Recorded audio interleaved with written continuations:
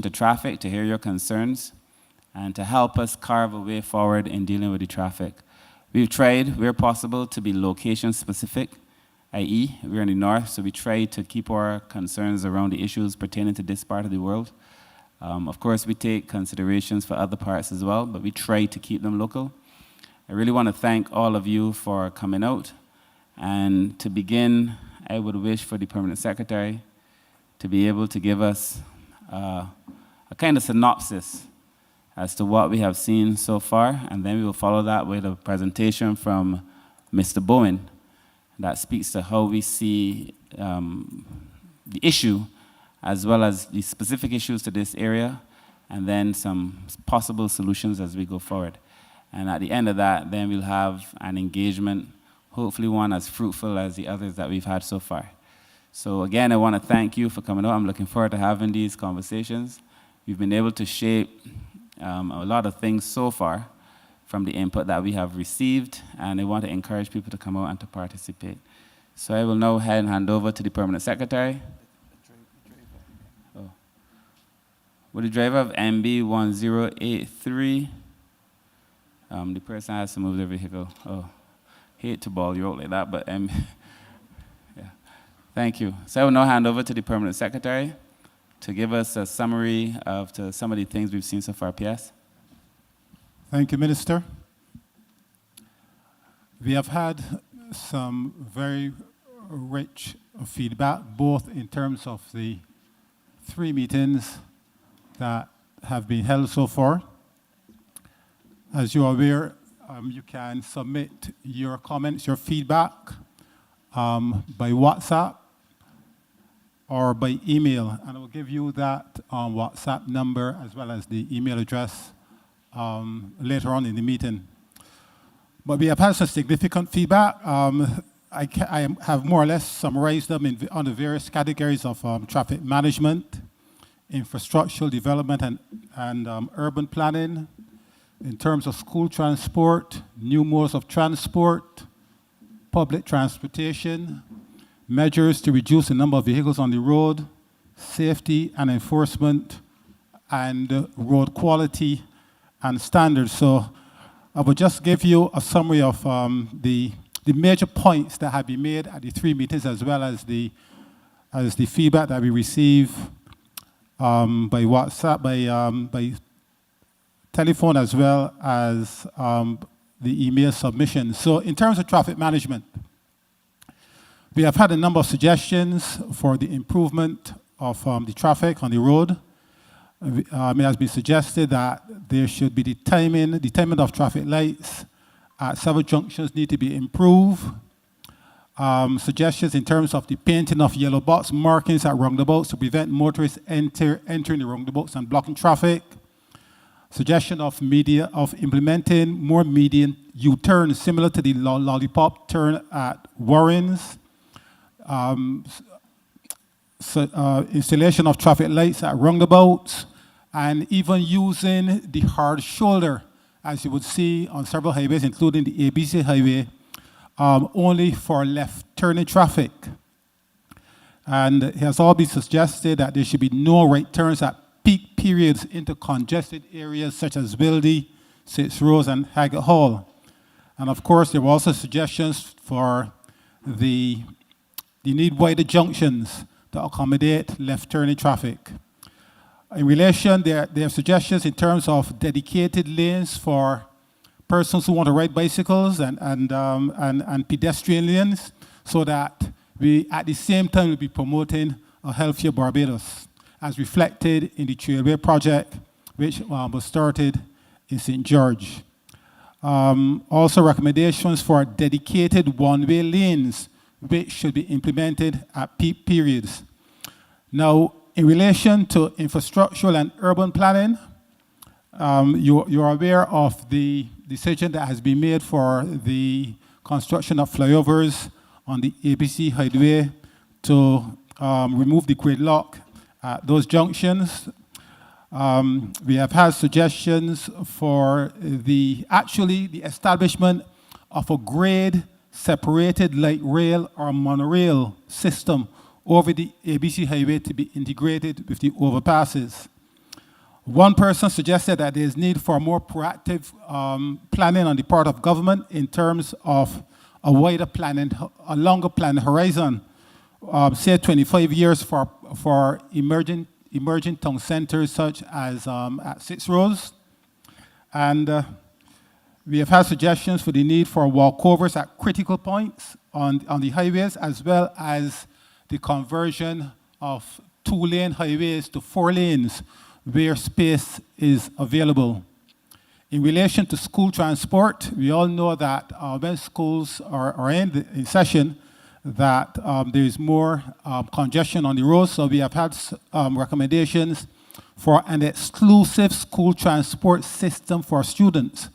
And one popular suggestion is for a park and ride hub for our school children who, so that you would not have a situation where you have many parents going to drop off their children at the various schools, especially where there's no provision for a bus lay-by or space so that the parents can pull off the road and let out their children. New modes of transport, suggestions for the establishment of ferry service or water taxis from Oystons to Bridgetown and then on to Spikestown.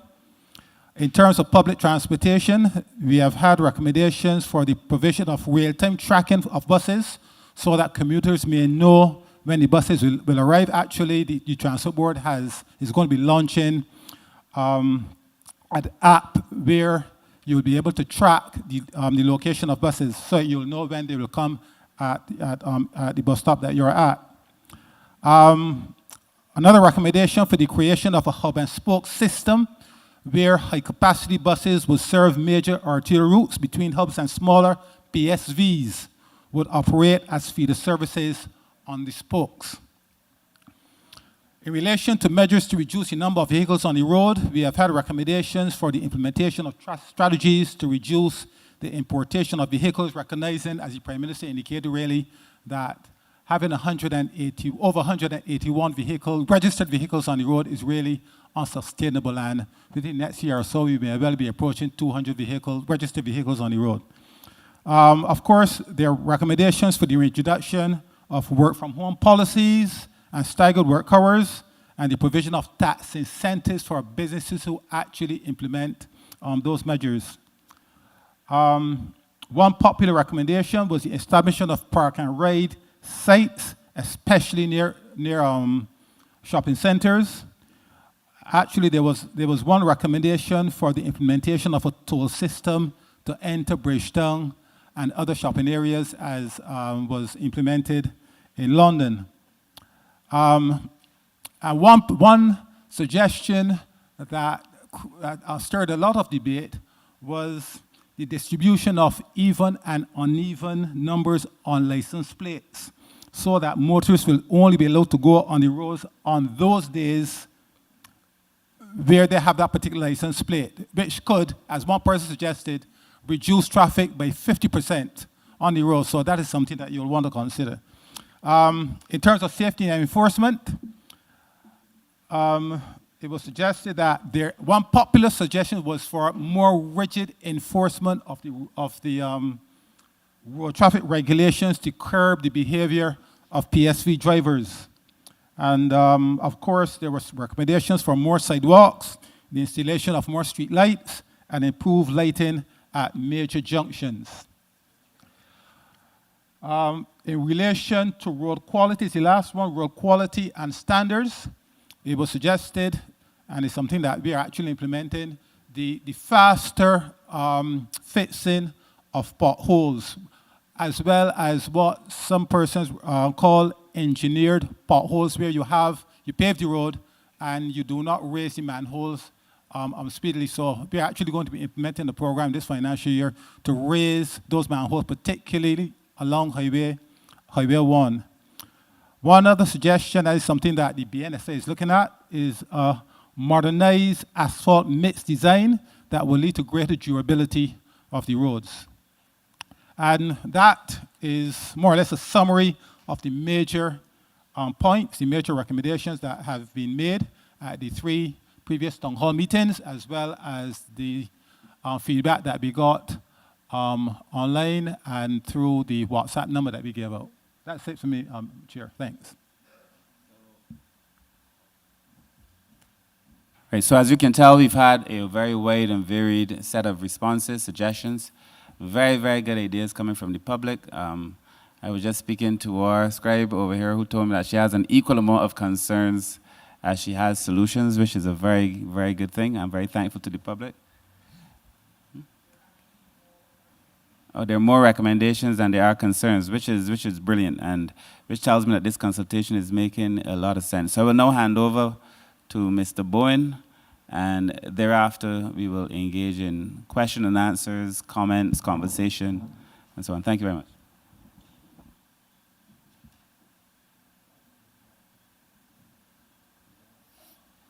Hi, good evening, everyone.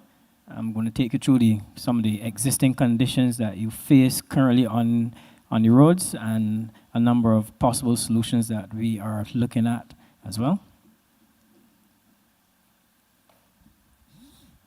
All right, on this slide, you can see there are a number of roads which we have a number of speeds indicated on them, well, average speeds. These are some of the main highways, 1 through 7, and these are the average speeds along these roads. You can see in some cases, some roads are at 5 kilometers per hour. This is an average speed across the full length of these roads. So you can tell persons are moving quite slowly, which is a serious indicator of significant congestion along these roads. On this slide, we have here, this is information that was obtained from Waze. Waze is a platform that was owned by Google now, and they basically provide information. They are a navigation software tool that you can use to navigate. And what it does is it can actually plot the shortest possible route for you, or fastest possible route for you that you can take to get to and from a destination. So it actually avoids congested streets and so forth. So it is a software. It is an app that I would suggest a lot more persons would use. It also helps us to we can gather certain data in terms of travel patterns and in terms of overall population and so forth. So it's something that I would encourage persons to utilize, all right? Well, what we are seeing here as some of the data that we would have had, you can see the areas, the red on the photo, on the image on the left. That is information that is showing the most congested roads in Barbados. You can see those would correspond to the ABC Highway, Ronald Map Highway, which persons commonly refer to as Highway 2A, and the South Coast Road, and also the road along the West Coast as well, right? On this slide, we're looking at, this is another app which Google provides. It shows the typical traffic flows along the roads in the network. And essentially what you're seeing here on the left, you can see that the green, it represents areas which are with fast-moving traffic, and it goes up to a deep red color, which indicates areas that are where traffic is moving extremely slow. So this is essentially a heat map, essentially. And you can see at the junction with Seaview, that's shown here, you can see it's a lot of deep red, which shows in that general area there's lots of congestion, lots of delay. I came up that way this afternoon, and that corresponds perfectly. As soon as you get past that area, everything starts to clear out. So we know that is a definite area where there's significant congestion. This is just some photos of the whole town and the entrance areas. Here, another junction where there's significant congestion, which you guys would face, those from the north would face, would be the Ronald Map Highway, Porters/Westmoreland Junction. At that junction, you can see particularly on the photo or image on the left, you can see the deep reds, especially on mornings. You can see deep red, which is at the top of the drawing, heading towards the junction. So if you're approaching from the north, that corresponds to the long congestion, the significant congestion that you would face in that area. So we know that junction is a problem. It does have some capacity problems, we're reviewing the signal times that are there right now so as to see how best we can improve on the situation so as to improve the times that drivers and motorists would see. That's just another image there of the same junction we just spoke of. At this point, this is images of Spikestown. Actually, this is the Church Street, KNR Husbands Junction.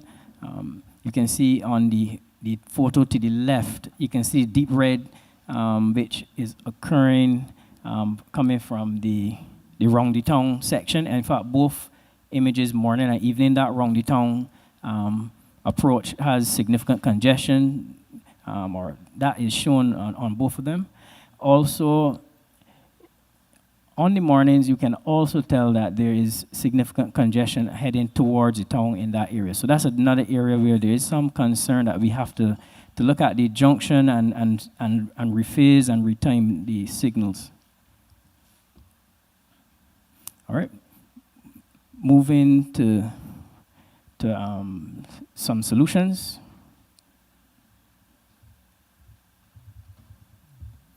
Essentially, there are three broad approaches.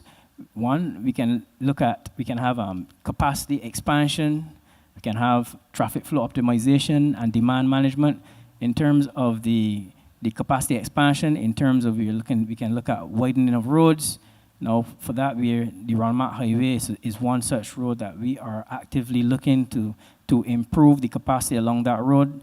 That is the road which runs from Warrens right up to mile and a quarter. We are looking at improving that because there are capacity problems along there. There's significant delay. I remember there was a time where persons would complain about when there are cane trucks on the road, there is no opportunity for you to overtake. All these things have been factored into our review in terms of improving the capacity by adding extra lanes to this location. We also want to look at in terms of traffic flow optimization. We want to look at the improvements to the traffic signalized junctions across the country. All of them have to be rephased and retimed so as to help improve the traffic flows. We are actually looking at new technology where we can, using artificial intelligence technology, instead of the loop detectors that we would normally put in the ground, this new technology, it actually monitors via cameras, it monitors traffic flows, and then it recalibrates the signal times through every cycle relative to the amount of traffic going through the junctions. So it's actually far more advanced and will keep things as efficient as possible. In terms of demand management, well, this is an area where we are looking at. You can have things like pricing and vehicle restrictions. We are actually looking at a one-way system that we may be looking at implementing for our St. Michael area. And with that, we could dedicate one of those lanes to public transport or have a shared use lane with public transport and also a cycle lane as well, so that we could, currently the existing situation is a very car-centric society. Everybody wants to use a car.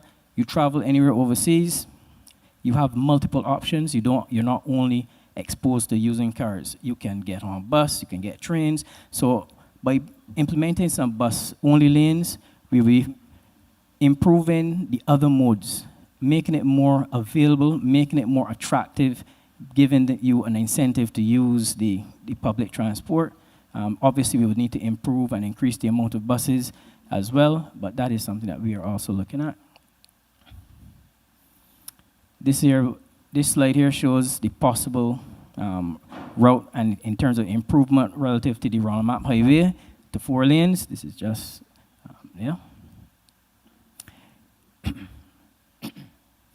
And here we can look at in terms of solutions, the public transit system transformation. Essentially, we're looking at the establishment of a mass transit authority. What that will do will be to bring all of the existing transport bodies, the transport board, the transport authority, All the PSVs, they fall under the Transport Authority. And what we will do is to bring them together and then have them all placed on a schedule. Currently, the PSVs run to their own schedule. But we need now to improve the overall situation, is to bring them on to a schedule where persons can have a greater reliability in the system. They will have a better understanding and knowledge in terms of knowing, okay, this is the time that a bus is supposed to come, so I can plan now my journeys. We also want to develop or provide an app where you can look at to see where the public transport bus is relative for the journey that you want to take, so you can plan your journeys. We also want to go to things like cashless, so that you don't have to walk with cash, that you can easily come and pay via the app and go without cash, all right?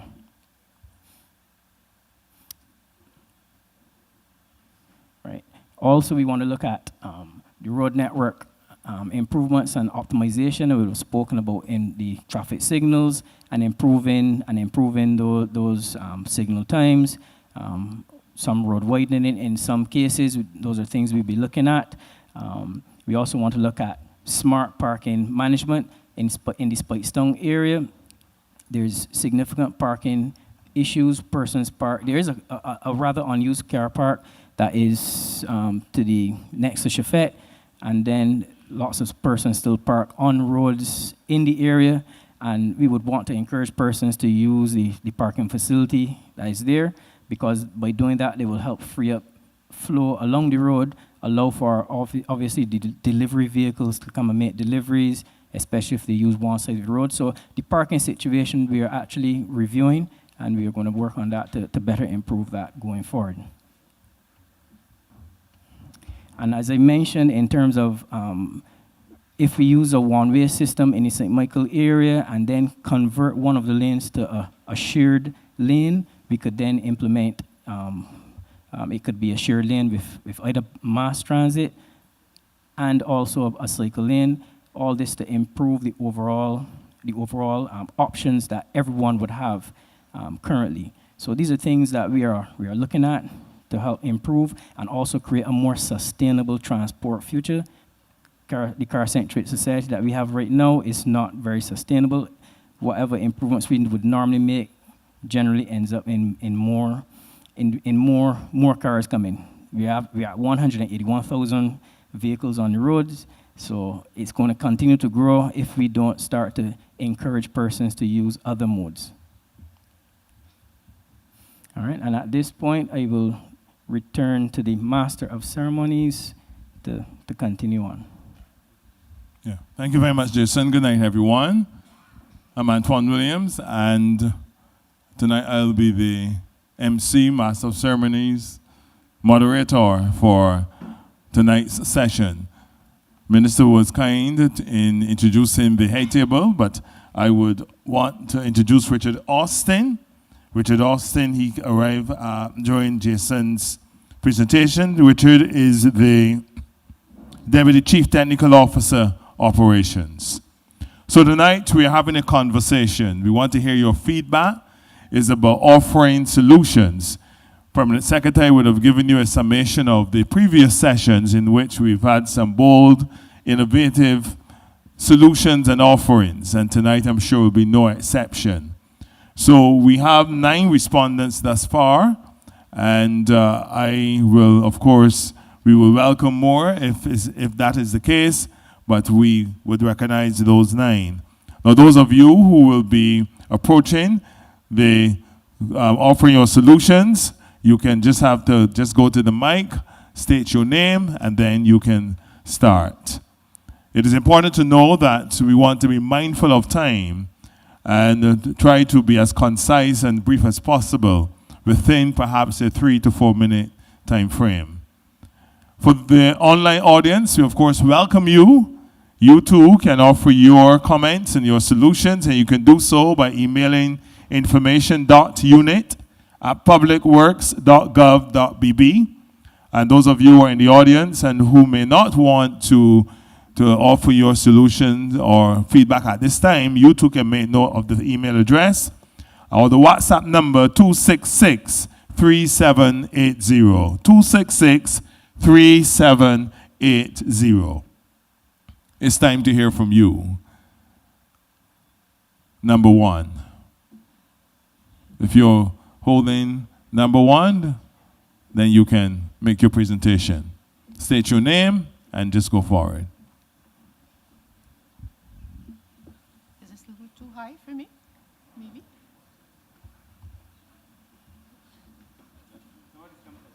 Thank you. Can you hear me? Good evening. Thank you very much for the opportunity to present here. I live in the north. My name is Norma Hinkson. I'm from Brevetor, St. Peter. I live that way and I work in the south, which is airport. So it's a long trek every day. So I'll concentrate on two things. In my neighborhood, which is the Brevetor neighborhood, we just had some work done. It's not completed, where there's supposed to be some milling and paving. It hasn't yet started though. But my concern here really is that the alternate route that is being suggested when the work does start is in such a deplorable state that nobody wants to travel that way. That is through the Sailor Gully to rejoin the highway at the Wim Junction. And I think that in terms of management, we need to ensure that the alternate routes are really suitable for vehicles to go through as an alternate whilst the major work is being done in the particular neighborhood. That's number one. The second thing is the congestion that all of us from the north experience on a daily basis on the Ronald Map Highway 2A. It can be so different at the same time any given day. The traffic lights at the Westmoreland Junction had been timed some time ago. It seems as if something might have gone askew, I'm not sure.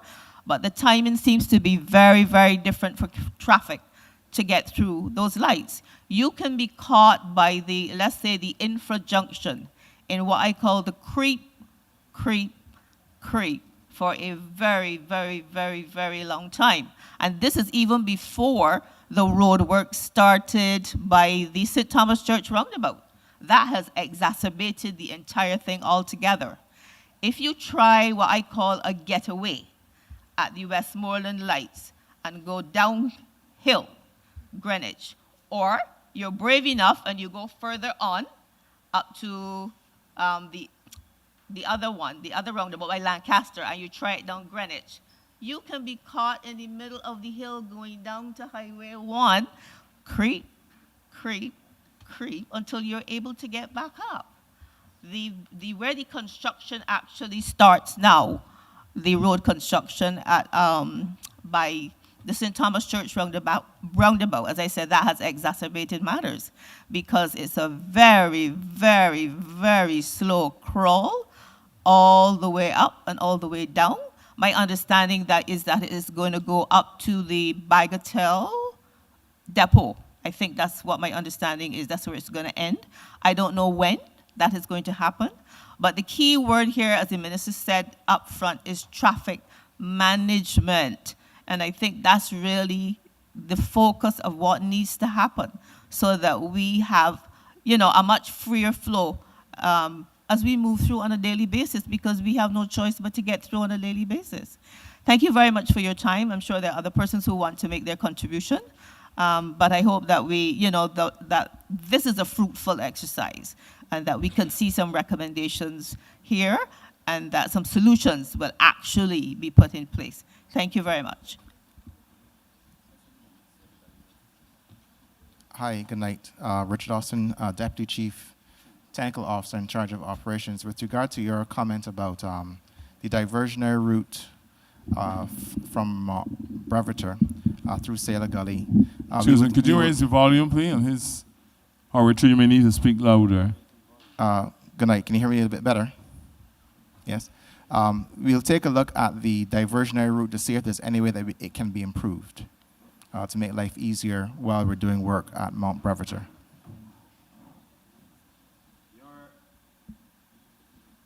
Just going through my phone and my notes, your MP had sent me that exact same concern. Before he'd asked me about the works to start in Brevetor, and he was happy that the work had started, and then the exact same concern, which is that the alternate route was terrible. But I have a view that for all of those alternate routes, to be truthful, we should just go before we block off the roads and make sure that those roads are passable for people. So it's not only there, it's a lot of places. We do these diversionary routes, and they have potholes, and they're rough, and they're just some things. I think people understand that we're fixing the road, and they give us a little grace, but we have to be able to make sure that the alternate routes are a little bit more comfortable for the ride and for the car. So the point is taken, and the deputy CTO said he would look into it. Thank you very much. And just to your Sorry. point with the signals at the Ronald Map Highway, we actually have some new times and for that location. The only thing is, as you quite clearly outlined the difficulty with the road work that's going on there. If I change them now, you can still be, it will probably still be congested anyway. So just trying to wait for the next window to put them in place, all right? Thanks for your comments and feedback. Thank you. Number 2.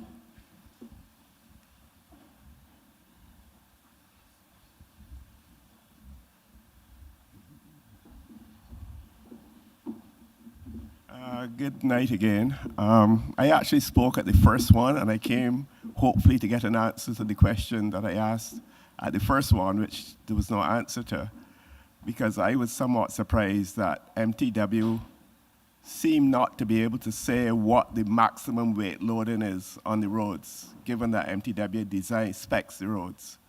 I'd asked the question, and I think it was referred to the licensing authority, but they weren't here at that meeting. Because it doesn't, I mean, road conditions affect the traffic flow. And if you're fixing roads to a certain standard and people are using vehicles that are breaking up the road, I think, they're like spinning top in mud. And there are vehicles that seem to exceed any sensible weight loading. You see a single axle truck carrying a big excavator. Not so much from the big construction companies, but some of the small ones. And you see massive trucks on the roads now. And I'm just wondering, how do we control that? How do we keep the roads that we repair in good condition if we don't have a specification for the vehicles? So was there an answer to who controls that? All right, I mean, I reclaim my time, as I say. Hi, good night. With regard to the question you asked about the loadings on the roads. Now, loadings more affect the bridges than the roads. And the vehicles that would be pertinent to that conversation are mainly the trucks, the heavy trucks that pass. Right now, we are currently going through a process of reassessing our bridges on our highways. We will be able to give a comprehensive answer with regard to their load capacity once that process is finished. The last bridge survey that was done in 1985, and we're currently in the process of updating that study. I bow to the experts, but I mean, we're all aware of the junctions, bottom of Holders Hill, where you see the road just move. There's one up by Call Ridge where those trucks come out of that quarry or whatever. And it destroys, I think the weights do. But anyway, I bow to the experts. Right. Okay, so if you're talking about the collector points, where quarries are going in and out on Ronald Map or Call Ridge, for example, there are things that we will be doing when we do improve Call Ridge, which should be shortly. We are indeed looking to improve the strength of that area so that the turning movements of the trucks will not so affect the asphalt surface. Okay. I see buses on the link road behind Holders Hill and heavy trucks now on that little road, on the link road. Right. Okay. And just to add, sorry, and in some instances, what we will do is we will use roller compacted concrete to harden the areas, to give you improved durability for those areas. Okay. I just a comment. I know that I keep hearing that we have too many cars, 180,000 in our 144 square miles. And sometimes I wonder if we kind of give ourselves problems or say we have problems. Taiwan is 244, double our square mileage with 800,000 vehicles. London is Greater London is 4 times our square area with 3 million vehicles. But they're managed. I don't think it's an issue of too many cars. We have choke points, which we create. And I'll just give one example, Warrens. I grew up knowing Warrens from going to school when there was nothing in Warrens. There was British American factory, BIM factory, and tractors and equipment. We have a highway to where, which is a transit road. And somebody raised it, I think it was the last one that I watched. We then allow people to come and congregate around the through road. We put a mall on either side. We build more and more on each side of a through road and bring people there. To me, and those are things that we seem not to be able to plan for. Warrens, to me, seemed ideal for a park and ride system. And not to mention the government offices, where we bring all these government employees into Warrens and have them all driving in, rather than having a parking area with a shuttle bus that runs every 5 minutes during peak, just circles. And it just seems to me that we keep just doing things that create problems for ourselves. And I'm not going to, as I spoke already, my last thing, which I spoke to, I think, Ms. Holder about, is the ZRs, because they are anonymous. I do not know of any country that has its citizens traveling in anonymous vehicles. The drivers on the road do not know. Every vehicle should be marked prominently on the outside with a business name. I don't want to know who owns it, but I want to know ABC Transport vehicle operates properly and XYZ does not. You cannot identify those vehicles from a distance. You see 2 vehicles parked opposite each other having a conversation. The drivers can't identify it because you can't see the number. You just see a big yellow vehicle. Those vehicles should be prominently identified on all 3 sides or all 4 sides. You can read ABC Transport, and you have a contact. They should be mandated to have a contact number that has to be manned, where people can call them and call the transport authority to say ABC vehicle number 6 was doing this. Right now, I don't think any driver can really report any of those vehicles unless you can get close enough to see the registration number, which means you either have to be right behind it or right in front of it. Why are those vehicles allowed to operate anonymously? It boggles the mind. And my final point is, there are lots of roads, Highway 1, highway and the road in Christchurch, where those roads are built up on either side. We can't have bike lanes or bus lanes. We can hardly get sidewalks on those roads. The established roads, Highway 1, Highway 7, going up Worthing, wherever. Why do we allow people to park on those roads during peak hours? Delivery trucks should not be allowed to deliver on road. Cement trucks should not be allowed to deliver on road during a peak hour in the morning and a peak hour in the afternoon. Town planning should not allow people on Highway 1 to build condos and put electric gates on them, which means that they stop waiting for the electric. If you have one electric gate, your driveway should be long enough where the vehicle can turn off the road. All of those things restrict traffic. And with the best will in the world, I can't see how we're going to get bike lanes or, bus lanes on those roads. So there's small things that I'm suggesting during peak hours, because if I open Waze, I've been using Waze for 3 years to drive around things, so I see it. And I know that our roads are not congested. There are probably 10% of the roads that are congested at certain times. Outside of those times, it's fine. So I'm just, looking at simple things and making a suggestion that we look at simple things. Okay, so thank you very much. Can you just share your name? Sorry, Glenn Husbands. Glenn Husbands. Yep. Yes, thank you. Yeah, I just want to remind you, when I presented, I would have said, in terms of the bus lanes and bike lanes, I would have said we were looking at making some of the roads in Bridgetown, in the St. Michael area, one way. There are 2 lanes, and one of those lanes could be reserved for a bus lane or shared lane with buses and bikes. So I'm just saying that it is possible in some areas, and it's not possible everywhere, but it is possible in some locations, all right? But the restriction on deliveries is possible everywhere. And that is point. During That point is peak noted. hours. That point is noted. No, Yeah. there's no nothing there, right? All right, thank you. And just to support your point, Mr. Husbands, just today around 3 o'clock, I was driving along Highway 1, and there was a traffic jam leading back to the university, the roundabout at the bottom of University Hill. And when I got further along Highway 1, I discovered that there was a truck, a septic truck, was working, and it was halfway in the road, and then there were cones effectively making that road a one-way road. And things like that, I said immediately, things like this should not be allowed at peak time, because this was round 3, 4.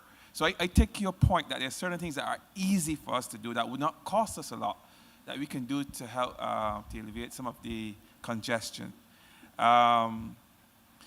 As it relates to the roads, we'll not get into the technical aspect of it, but I can assure you that we in the ministry we are looking seriously at building in more resilience into our road, and not just resilience against climate events, but resilience against increased vehicular loading. And that's one of the challenges that we've faced recently on our roads. And what we have endeavored to do is engage with BNSI to create designs that are more resilient to the weight. And I think that will go a long way in perhaps solving some of the problems that we have seen on our roadways. What we have seen over time in the roundabouts, especially, I know it happens at Warren's roundabout, where you see evidence of shoving or rutting in the roundabout, where you see those waves. And you've noticed that here, and where you mentioned as well, but it was also at the roundabout when you leave Shell gas station going towards Prayer Park in that area. And you would notice that we replaced the asphalt in that roundabout with a more resilient roller compacted concrete, which we believe would be more suited for a roundabout, because that had the same problem, where you saw the waves around the roundabout that were, where they got wet and oily, were kind of could be dangerous at times. But so that's how we are looking to approach that and remedy that situation around certain areas as well. So these are things that are being discussed in the ministry. We're just working towards them. Thank you, Dr. Springer. Number 3, and just before you offer your presentation, allow me to also recognize the Operations Manager of Transport Board. She's just joined us, Gina Boyce. Number 3. Ministers Humphrey and Springer, members of the head table, thank you for allowing me the time to offer my comments. Good night to everyone under the sound of my voice. I'm here for 2 reasons, really. The first is why everyone else is here, because we have concerns about the traffic situation. And the second is because I am actually hopeful. I'm hopeful because of the 2 ministers that sit before us. Because Minister Humphrey, as we all know, you've been doing a good job thus far, and we're hopeful that you and your team are able to wrestle these bugbears to the ground, you and Minister Springer. So I stand here with hope. That's what has brought me out tonight. You have mentioned a lot of the things that I would have spoken about tonight in your presentation. There's no need, I think, for me to reiterate them. However, I would say the point on which I digress would probably be on the flyovers. And my reason for that would be not because I am intrinsically opposed to flyovers, but because I am a scientist. So for me, if you're running a study, then in order to get accurate results, you need to be careful with the information that you put in from the beginning. So I am assuming that we have run feasibility studies in terms of coming to the conclusion that we need flyovers. So for me, what we are calling a traffic management issue in many cases may not necessarily only be that. It may be a systems issue. It may be the things that we are not doing, many of which I think were alluded to tonight on the presentation. Y'all alluded to a lot of things that we're now going to start to do. I think a lot of those are going to make a difference to our traffic situation. One case in point, for example, would just be staggering of work hours and school hours. As we all know, when children are out of school, the traffic situation is very, very different. Anybody on the road during vacation, I'm always happy during vacation time. Life is always so much easier on the road. That makes a huge difference. So I make that point to say that if we ran the study maybe in a year and a half's time after we had done all these things, we may get a slightly different result on the flyover. But that is one thing. So that is one aspect of it. And the second aspect of it is that in the things that we fail to do. So for example, we say that the PSV should pull over in the lay-by so that others can pass. They do not do it, but we don't enforce it. We have cars on the road that are not registered. They're not licensed, their insurance are not paid, contributing to the 181,000 cars, I guess, that are on the road. So we also have an enforcement issue. So for me, I would wrestle those issues to the ground before I started with the flyovers. I am not an engineer, but I would imagine the flyovers are going to be expensive. I don't know the cost. I'm opening to hearing some figures. I don't know the cost. But I do know they will be costly, they will take time, and they will have an impact on the community. Those are my issues as it relates to that. In terms of this community, I am definitely in favor, please, of some road lights on the roads at night. I traveled between 1.25 miles and the lights at Royal Westmoreland last night. There were 6 lights. 4 at 1.25 miles and 2 at Baker's. There were no other lights on that stretch of the highway. So I am pleading for some lights, please, along Highway 2A. And I'm also pleading for some cat eyes, I believe we call them, in the road. We had some of those between 1.25 miles and Baker's, and then none from Baker's to the same lights at 1.25 miles. I didn't go any further last night, so I can't speak to much further on, but I don't think there are many lights past there either. So those are the issues that I would bring to the table tonight. I would like to add to, I think the lady who spoke first, Mrs. Hinkson, she spoke to the accessory roads.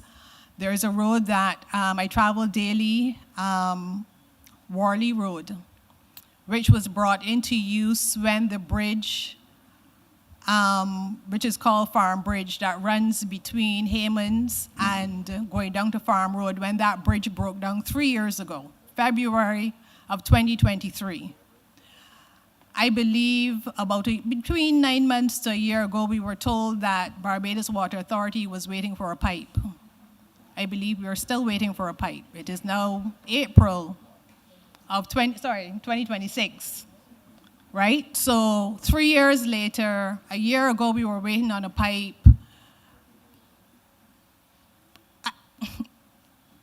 I'm speechless, but I say all that to say, I would like to know, one, if the road is going to be reopened. That would be a question. Is it a legitimate expectation that that road is going to be reopened 3 years later, as the bridge has been closed for 3 years? Or are we spinning top in mud? That is one. And 2, to Ms. Hinkson's point, we were diverted to Worley's Road, which when we started was not a bad road, but it was not a road built for the kind of traffic that is seeing. And so it has had many, many, many potholes, and it has been repatched many times, but it continues to break down because it was not built for the volume of cars or trucks. I think a bus passed me 2 evenings ago going through there. That's not what that road was built for.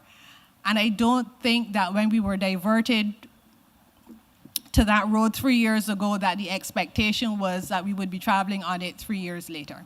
So those would be my comments for tonight. Thank you for hearing Thank you me. very much. Jason, would you like to offer a response? Yeah, relative to the flyovers, I just want to say it is not our only option that we are looking at. There's a full gamut of solutions. In fact, we are taking all the comments that are the solutions that we're getting from here and the other consultations, and we're going to take all of them and we're going to help to develop a full plan to help to inform a full plan of action to reduce the congestion. Right? The flavors are going to have a separate consultation as well. We were not going to address it in totality here, but we're going to have a separate consultation where all of your views and questions can then be answered in that forum, right? The other question you had in terms of the CATAs, yes, we do agree the CATAs are of tremendous help and assistance, and we are currently placing CATAs across the country as we speak. And we're going to get back to we did start on the Round Highway, and we're going to get back to that in short order, all right?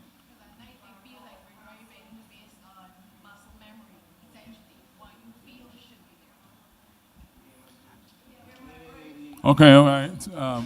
Hi, good night. You need to, yes. Are we finished, Jason? No, just one comment with regard Richard, go ahead, Richard. With regard to Haymans, the designs for Haymans were completed, and the designs for Haymans have been completed, and the procurement process was also completed. So there has been an award to a contractor to implement the solution to repair the bridge. So shortly, you should be seeing some work going on there.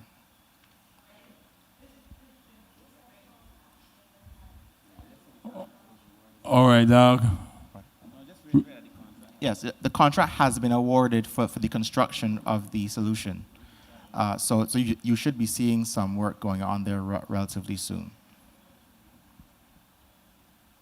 All right, number 4, you number 4? Yes, please. Yes, may I remind you, ladies and gentlemen, to make your presentation as brief as possible. All right? Hi, good Go night, ahead, please. ministers, head table, everyone who's here tonight. I'm just going to try to snap it up as quickly as possible. Just state your name. Crystal Thomas. Okay, so as we look at timelines and the current work that is being done on the roads, we have to keep in mind hurricane season is soon going to start. So how much of this work will be completed before hurricane season, and will it be quality work? Because we don't just want to rush and do the roads and then have to redo them. So we have to focus on the timelines and make sure that those are sustained. Outside of that, I do believe some additional persons could be added to the talks, because we're going to be focusing definitely MTW, Barbados Water Authority. If we're looking at introducing water taxis and ferries, then I'm thinking you're looking into the Coast Guard and how they are going to be policing the water works or the water taxis. Obviously, Barbados Workers Union, because once you're going to get into staggering work hours, working from home, you're looking at contracts of employees, and therefore employers will have some queries and some questions in relation to that. If we're going to look at some of the suggestions that were proposed in previous meetings, tunnels, that was one. I really do not think we should focus on tunneling here in Barbados with the caves that we have, and some caves we do not know exactly where they are. If we're looking at flyovers, well, some members have already spoken to that and the head table. We need to focus again on the quality work, because if we have challenges maintaining our current roads, just the roads, how are we going to maintain the flyovers? Because we don't want to fly off the flyovers. And we also don't want to have flooding when the rainy season is in, and then that is turning into fountains on the flyovers. There was work completed by the St. Thomas Church. And I must say that pooling of water used to settle there. And even though we have already paved that area, there's still pooling of water. So we have to look at drainage and take that into consideration as we are actually doing the work, and not go back to dig over the work that was already completed. It's going to make the process tedious. If we are looking at working from home, I do believe that we should stagger that and not necessarily make everyone start to work from home, because we're going to have a situation in certain areas like Bridgetown where many businesses are going to have to close if you're going to focus directly on pushing into working from home. Yes, it's going to be convenient at this point in time. It might help some businesses, but not all businesses. But do remember that many places lease or rent buildings, so therefore it's going to impact the real estate sector. So you might have to have some type of consideration for that and conversations with those members. And we also don't want Bridgetown to just be ghost town. Because look at Spikestone right now. Many businesses have closed from Spikestone. So you might want to branch out in terms of putting some of your head offices, head ministries, businesses, stagger them over the island. Again, return some to Spikestone. I don't believe everybody should have to come into town or to Warrens just to conduct business. I don't believe everybody should have to go to the Pine to get their license cards. So we have to look at maintenance also if we're going to set up businesses, look at the maintenance of what we are doing in the particular areas, because right now, the car machine in Whole Town is not working, and everybody has to go to the Pine. Outside of that, we can also look at the park and ride system. When we are focused on the park and ride system, I don't want it to be a situation where we have to double pay. When I say double pay, so like me, I'm sure many persons have loans, and they purchase their vehicles. And so therefore you expect to drive said vehicle to go wherever it is that you wish to go. Now, if you have to go and park and then pay to ride somewhere else, it's double paying. So I don't know if there's a situation where we can look at using our license once it is valid, that you can then ride free. And those persons who do not have a vehicle can pay a particular fee. I do not know what that fee will be, but they can pay a particular fee then to use the park and ride system, as well as the ferry system or taxi system, that, if that is considered. Again, when we come down to the ferry and the water taxis, I do not know what the cost is, so I would like you all to focus on that before we make that decision set in stone. And then how many water taxis or ferries we will require, and will we be staggering it so they're actually moving at the peak times. So would it be a case that we're looking at anywhere between 7 and 9 in the morning, again, then at probably 11 to 1 in the afternoon, and then 3 to 5 in the evening, that persons can use it? Will it be a situation where the water taxis or the ferries specifically are only for passengers, or would it be a situation where you can drive onto and you can be taken to town or taken to Whole Town? If it's just passengers, will it also be a situation where children will be riding free? Because I don't think we want to take all of the issues that we have currently on the road now onto the water and making a bigger situation or making a worse situation. So I think we need to consider those if we're going to look at ferrying. We will also have to then consider speaking with the fishermen and the water sports activity guys, because I'm not certain how far out the ferries or water taxis will have to be. So therefore, you're infringing on persons' livelihood, so you might need to take that into consideration as well. Again, who is going to be doing... Is this your final comment? Yes, please, on Okay. first, yes. So who's going to be doing the maintenance work, the vendors, where you're going to source the parts? Are we going to be training persons here to fix the ferries or water taxis? I think we need to look broadly at it before we actually say for sure that that's something that we're going to put in place. Because again, Highway 1, we don't have that many options that we can use to fix the issue that we have currently with the traffic. It is literally Highway 1 or Highway 2A, and that's it. Even if we have the link roads in between there, you're still going to be filtered either up to Highway 2A or down to Highway 1A. And we do know with the Royalton, the works that they were doing there, they filtered all the traffic that Monday morning up to Highway 2A. That went up trains to Lancaster. Therefore, anybody on Highway 2A that had not reached Lancaster could not move. And we were stuck in that traffic for hours on top of hours. So just focus on the timing, the budgeting, costing, and continuity. Yes? All right, thank you very much. Okay. Thank you.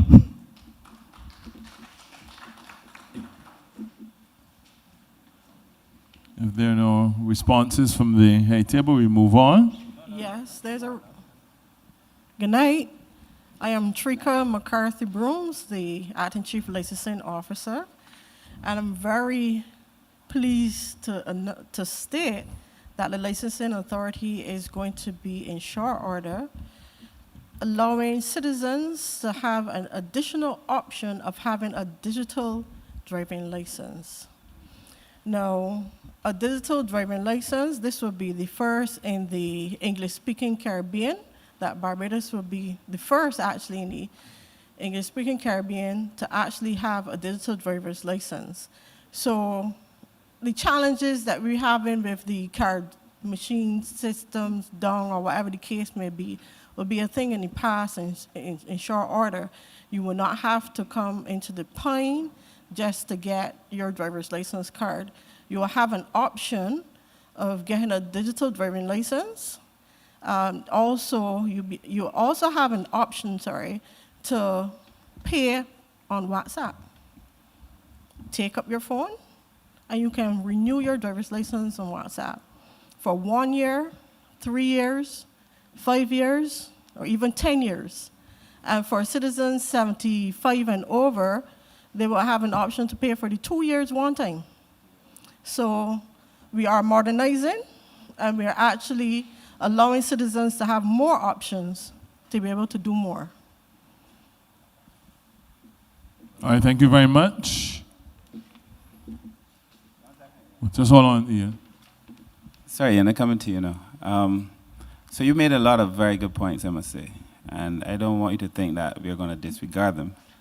I actually had 3 pages while you were talking of very good points. But in relation to the water taxis, more specifically, I used to be a Minister of Maritime Affairs and Blue Economy, and we would have done extensive work on what was possible and what was feasible and what could work and what could not work, because our intention was always to move people, if possible, people, not vehicles, along the coast area. With conversations were had at the time, we would need to have more conversations with the fisher folk, the persons who were in that industry, the hoteliers who also operate on that side of the island. So we actually had a number of different conversations to be able to move people. Your suggestion about the details of it, we didn't go that far. We definitely didn't have the conversation about people with cars going for free and people who don't have cars paying, because needless to say, that would be interesting. It's an interesting suggestion, though perhaps controversial, but we did have conversations around what would be the method for paying, what would be the cost-benefit analysis, and so on. So it's something we gave a lot of attention to. You might also be surprised that there are many people on the island who have the capacity now to be able to repair, because primarily these are barges. So people who have the capacity to be able to repair a lot of the vessels, many people who are very highly skilled. And then there was a course at the time offered by the Polytechnic, no longer called the Polytechnic, but that was training people in fairly advanced boat repair and so on. So we weren't so much concerned about that component of it. I take the point about working from home. I think that was a good point and the impact that it could have on the real estate sector. And I also take the point about driving business. I think the government has to play the role, recognizing that traffic management is a lot bigger than just managing cars. If we take all the businesses out of town, then you're not going to get the necessary life and activity in town. If you take it out of Spikestone, you're going to have the same problem. So I do agree that perhaps the government has to lead the way in bringing back businesses to some of these areas to be able to stimulate economic activity. And then there are many other points, but we can't get into all of them now, but I take the point. I also take the point about drainage. I think that's a very important point. We've built a lot of roads and without the adequate drainage. And I think going forward, we have to make sure that we have the adequate drainage to accommodate or to make sense of the new road works as well. We've seen that, especially with the mill and pave jobs, that didn't have the larger infrastructural works as well. So very good points, and hopefully we can bring some of them to fruition. Thank you. Okay, thank you. Also, you spoke on digitally turning our license into digital access. We'll be focusing on cybersecurity as well and boosting our cybersecurity to ensure that we don't have any fraud in relation to that. Yes, 100%. That is number one for us. Yes. Cybersecurity, data management. That is for sure our priority. Okay, thank you. Thank you very much. Now, at the outset, I told you that there were 9 respondents, and we're now down to 18. And that is why it's so important that we encourage you to be as brief as possible. All right, Ian? I noted that you have 3 foolscap sheets. But hold on. First of all, you mentioned my name, Ian Griffith, but I want you to know that you came late, so you have to give us some leeway because of your lateness. Mr. Minister Humphrey, Minister Springer, I'm glad to see you in the north. I just want to present a document. Just so you know, though, Ian, I actually reside. Dr. Burt here is my neighbor. So we actually live in the same area. I actually reside in the north. I actually have to deal with this traffic just as much as you, but I'm happy that you welcome me home. I know that you do have to. I'm happy that you welcome me home, though. Correct. Now, as Antoine said, I will try to be as brief as possible. But one thing that I have recognized over the last couple of weeks in listening to many of the feedback is that we have to recognize that there's one big problem for this congestion. That is management and coordination. Now, we have over 66% of our commuters who rely on private cars. And we have to be realistic. Our public transport exists, but it's not reliable. Law enforcement, so I'm glad to see that law enforcement is here. And law enforcement has already stated about the disorderly behavior of the public service and the illegal stopping, et cetera, for those public service vehicles. So again, this is not just an infrastructure issue, it is a management and the behavior. Now the behavior part not only comes from the behavior of persons on the road or using the roads, but the behavior of some of the person in management. And this is, I go again with persons who deal with the road issues in terms of some of the roads that we have experienced there in Half Moon Fort only today with the Barbados Water Authority. So you have persons in management who do not coordinate properly the road works, which causes major congestions. So this is some of the things that we have to recognize that we have to fix in Barbados. Some of the behavior, not just by the public, but behavior of those persons in the Ministry of Transport and Works, and those supervisors and those workers. It has to trickle down. Our behavior has to change in all departments for this thing to be successful. Now, the government is planning to have flyovers. I've heard a lot of you saying that flyovers, Mr. Boyne has said that flyovers is not just the final issue, but really in true fact, we have heard that flyovers are going to start in 18 months. But let us ask the question, if we have already seen that we have had many evidence of poor traffic coordination, weak enforcement, inefficient use of existing roads. Some of those roads, I heard you mention about the roads there going up to Sailor Gully. And this is a part of the poor coordination.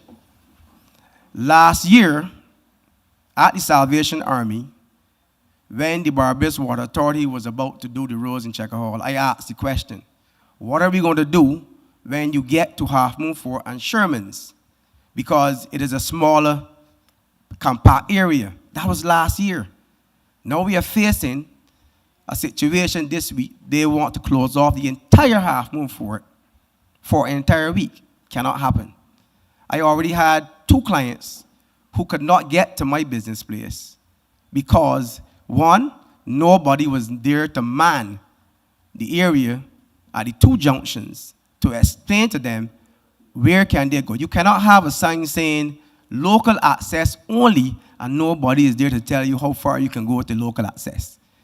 And we have people unemployed that can actually, I can get a few people to work in those areas to tell you, well, look, you can go as far as X place or not. I asked the question again, why it is that we cannot have such work done in sections. You block off a section. Again, I take, for example, Half Moon Fort. There's a road that we've been asking for quite a long time in Clinkits that can link Clinkits to Half Moon Fort. Where if you're doing the work in between a certain section, that could be a detour road. You can do a bypass road. They did the same thing in 6 Mans a couple of years ago when Pendry was done. But this was done by Pendry, not by the MTW. And that is time to note. The other thing, you have places like between Holders Hill and the roundabout at the bottom of University Hill.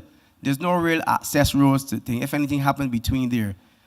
Whenever these things have to happen where you have roadworks, the ministry is the person's responsible for the road, and the ministry have to ensure that there are alternate routes, and not just alternate routes, but adequately drivable alternate routes that people can take. This is a responsibility of the ministry, and this is something that also helps prevent the congestions that we see on many of our roads.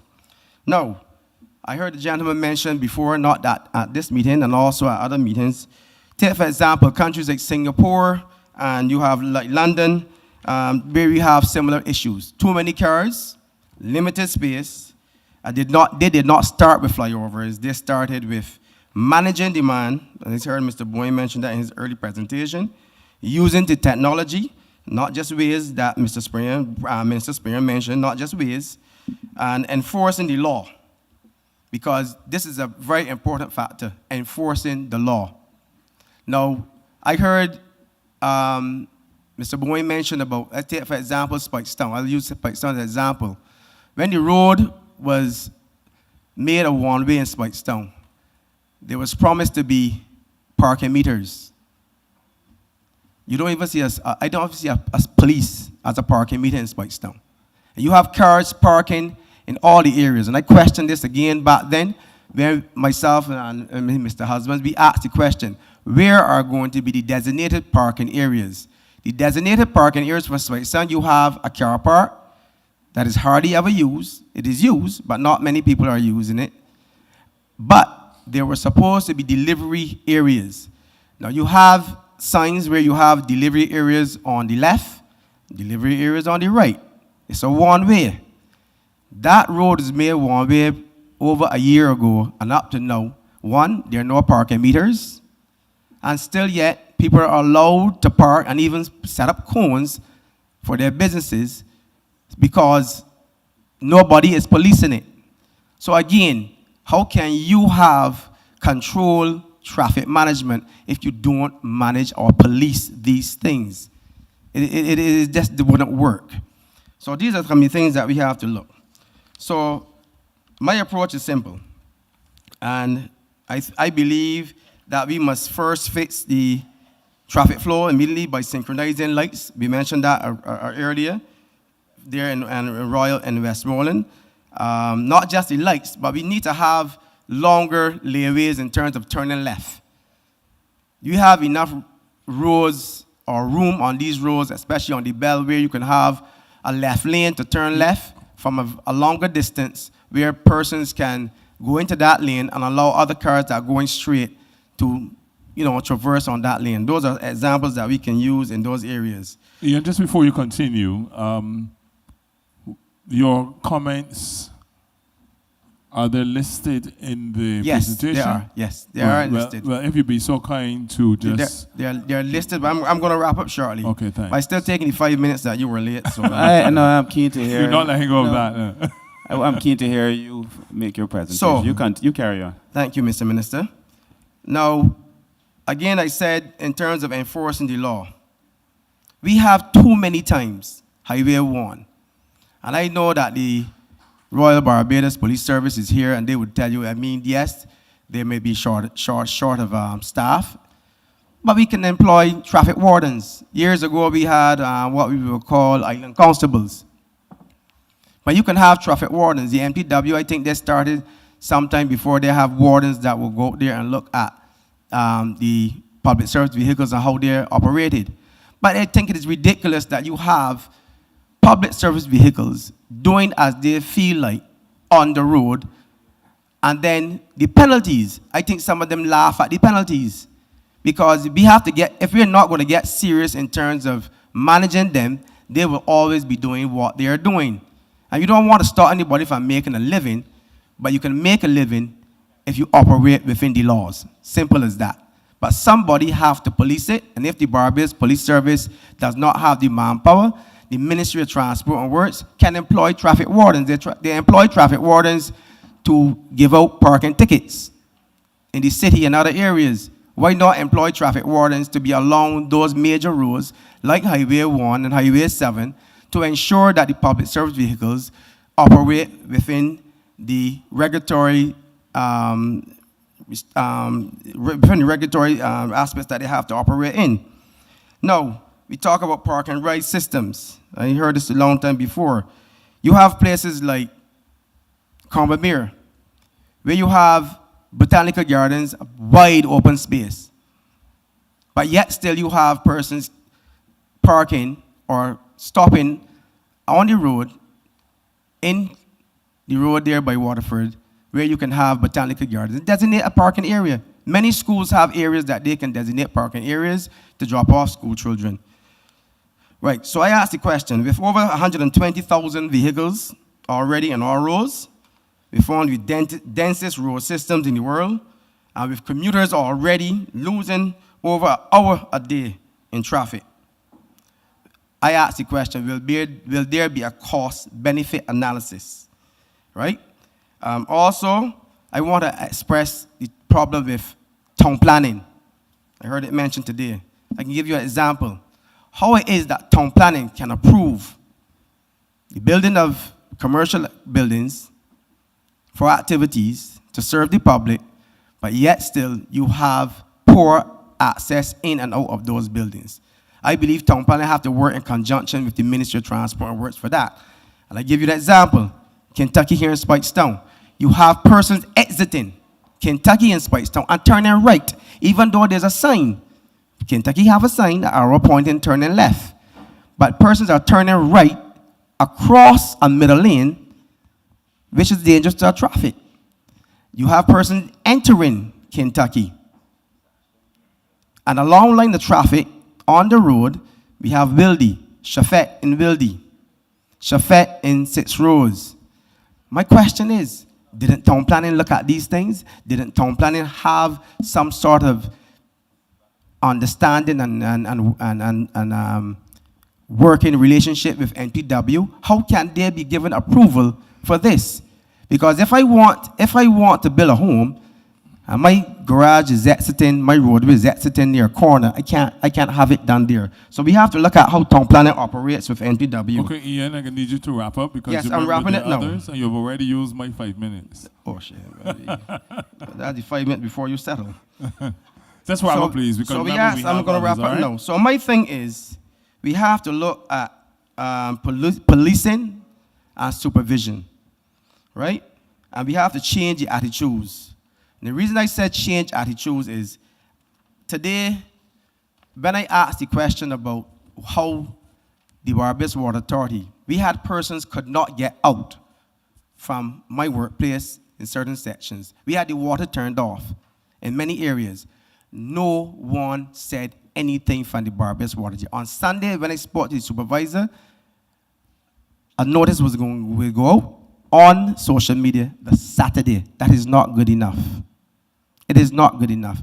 You had ample time to coordinate what is going to happen. And I believe Ministry of Transport and Works is responsible for the road use. So all utility services have to come through Ministry of Transport and Works, and that has to be properly coordinated. So, Mr. Minister, I've heard many people say that you have had a good track record with Minister. I actually start here and say that I admire the way you speak very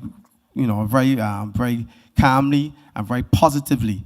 And I hope that these are not just words that you're using in these consultations, but they're words of action that will be implemented. And I thank you very much. Thank you very much. All right.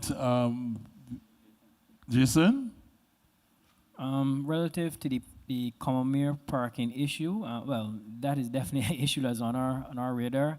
And I've noticed that it has gotten worse, and we are looking at putting a roundabout in the area, but in terms of a parking area, I take on board your points with a designated parking area. That can be a useful idea that we can look to utilize. The KFC issues, in fact, all of the drive-through areas, KFCs and the other restaurants, they do create significant problems for traffic across the country, and that is something that we're going to have to work with town planning going forward to address that, because it is happening often, and it's happening on all the important routes, and I think it's an important bugbear that we need to definitely address. traffic wardens.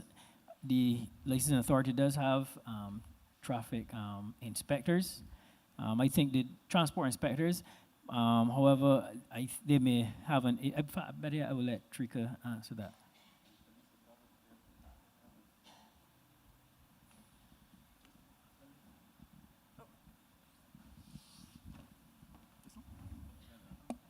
Hi, good afternoon. My name is Robert Smith, Senior Sergeant in charge of the Traffic Division, Barbados Police Service. So, Mr. Griffith, yes, it might seem to members of the public that the police are not doing enough when it comes to public service vehicles. But they are being reported every day and placed before the lower courts. It's just that some of the results that happen to these public service operators are not published in the media so that the public will see that there are fines are being placed on these persons. Yes, we know that there are a lot of public service vehicles throughout the island, and our resources to manage all of them might be inadequate at this moment, but we are putting up a good fight on the road. So just bear with us, and we work together with the licensing and the ministry, and we will get this matter sorted, hopefully sooner than later. Thank you. Thank you very much. I think, Trika, you were offering a comment? Yes, over the years, licensing authority had transport inspectors. We're down to 3 for the whole of Barbados. Yes, that sounds bad. However, we have a solution. We're going to be employing much more transport inspectors, and we're also going to be continuing working with the police. Although the information is not publicized of basically what we have been doing, we have been working with Transport Authority who have been taking away permits from the owners, and also their punishments to the drivers as well. This information, yes, was not published, but it has commenced. So we are actively working with the authorities to get the situation managed. Just so you know, as part of our approach, Mr. Griffith, definitely the government has fully supported the need to bring on additional persons, so you're going to be seeing a lot more people on the streets helping us to manage this traffic problem. But I take your point about the behavioral issues and the need for all of us at different aspects to be able to change our behavior. Somebody called it traffic etiquette at one of the other meetings. The need for Barbadians to display more traffic etiquette. And that a lot of what we're facing is just Barbadians being very unkind to other Barbadians. People blocking the road and preventing people from getting out. We were told to create the yellow box in certain areas by the roundabouts and by the traffic lights so people cannot go in those lanes, those particular areas, unless they have a clear drive-through. So there are a number of things, and I suspect we'll be able to roll them out. I'm thankful for the points. You gave us quite a few. And hopefully when we come back, because our intention is after we've gathered the information to come back and present where we're going, that I will find you a much happier northern man than you were when you came into this room, as you told me when I first entered. So hopefully we will be able to implement some of these, because the truth is, I mean, I live in the north, he lives in the north, people live in the north, and we have to be able to do better. I should also say, though, that a lot of the works in St. Lucie now are works by the Barbados Water Authority that is meant to correct a very serious problem. That the pipes that we're laying in St. Lucie is meant, as you know, a lot of the pipes are over 100 years old. A lot of those water pipes, a lot of those mains are 100 years old. And that when the water comes through, the darkening color of the water is because of a lot of rust and so on in the pipes. And so we're working on a filtration system for the north and changing the pipes. So I asked the residents just to give us a little bit of grace, but I do take the point that we have to communicate better about what we're doing, how long it's going to take, when roads are going to be closed. I had the very frustrating reality the other night coming up this road, and when you got past where you could turn off, is then they tell you that the road is blocked. And then you got to turn around, or you got to go down and come out. So I understand that. In fact, I've said it to the staff, we need to, persons who are doing the work for us, because we hire major contractors, we have to communicate with them too, like on the nights when they're going to block the road. Let people know a few hundred meters earlier so they could make reasonable choices. But I take the point, and hopefully we can make some improvements on those areas. But thank you very much for your comments. Thank you, Minister. Let's move on now, and we are at number 6.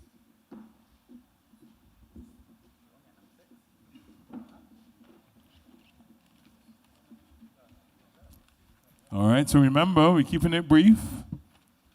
All right? Thank you very much. Good night. My name is Damien Biff. I touch the whole of Barbados daily. The problem is that we don't like to give way. We don't like to give way.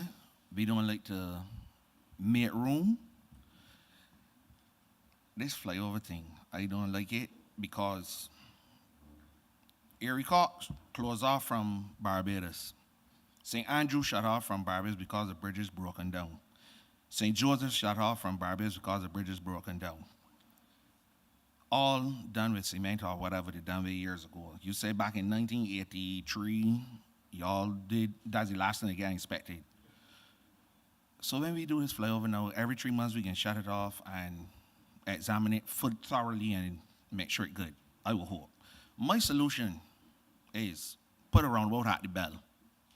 Because if you come from St. Philip and you traverse down through to Turnpike and Constant in that area, you could easily come down through Lears and turn left by, when you get to the junction, turn left, follow the road to the roundabout, and you could go around the roundabout on the ABC highway and come down to Commermere and turn and go down Commermere if you have to drop your child to Commermere or St. Michael's or whatever. All primary schools, you can go to red zone, 15 kilometers, no more. Save the children, the future. That's my belief. The roads, if you look at every road that paving, the too narrow first thing, they got good drainage, big sidewalks, so that means you gotta get around and walk to your destination because of the traffic jams. And if you look at the mixture they're putting down, there's a line through the middle of the road, and I believe the water is seeping down through these lines and waking up the weakest part of the road, and that's how we forming these potholes. That's my belief. Somebody will gotta prove me wrong. As for the congestion in and around town, put every light to flash. It can cause chaos, yes, but you hardly get accidents when lights are blinking. Put all that red blinking around town and near town, and you can see traffic going move a little faster because lights are what you will call making it happen to stop and wait your turn, but it's also a keep back. You can't put roundabouts everywhere, but it would be ideal to put roundabouts nearly in all these places. But we building roads now that only 3 cars can get in the right lane to turn or left lane to turn off. And we need more space for these people that turn in, all like Commermere. They could cut a lay-by there and let them park over there and then let the free flow. They need a middle lane there that could hold at least 5 40-foot containers because they turn there every day.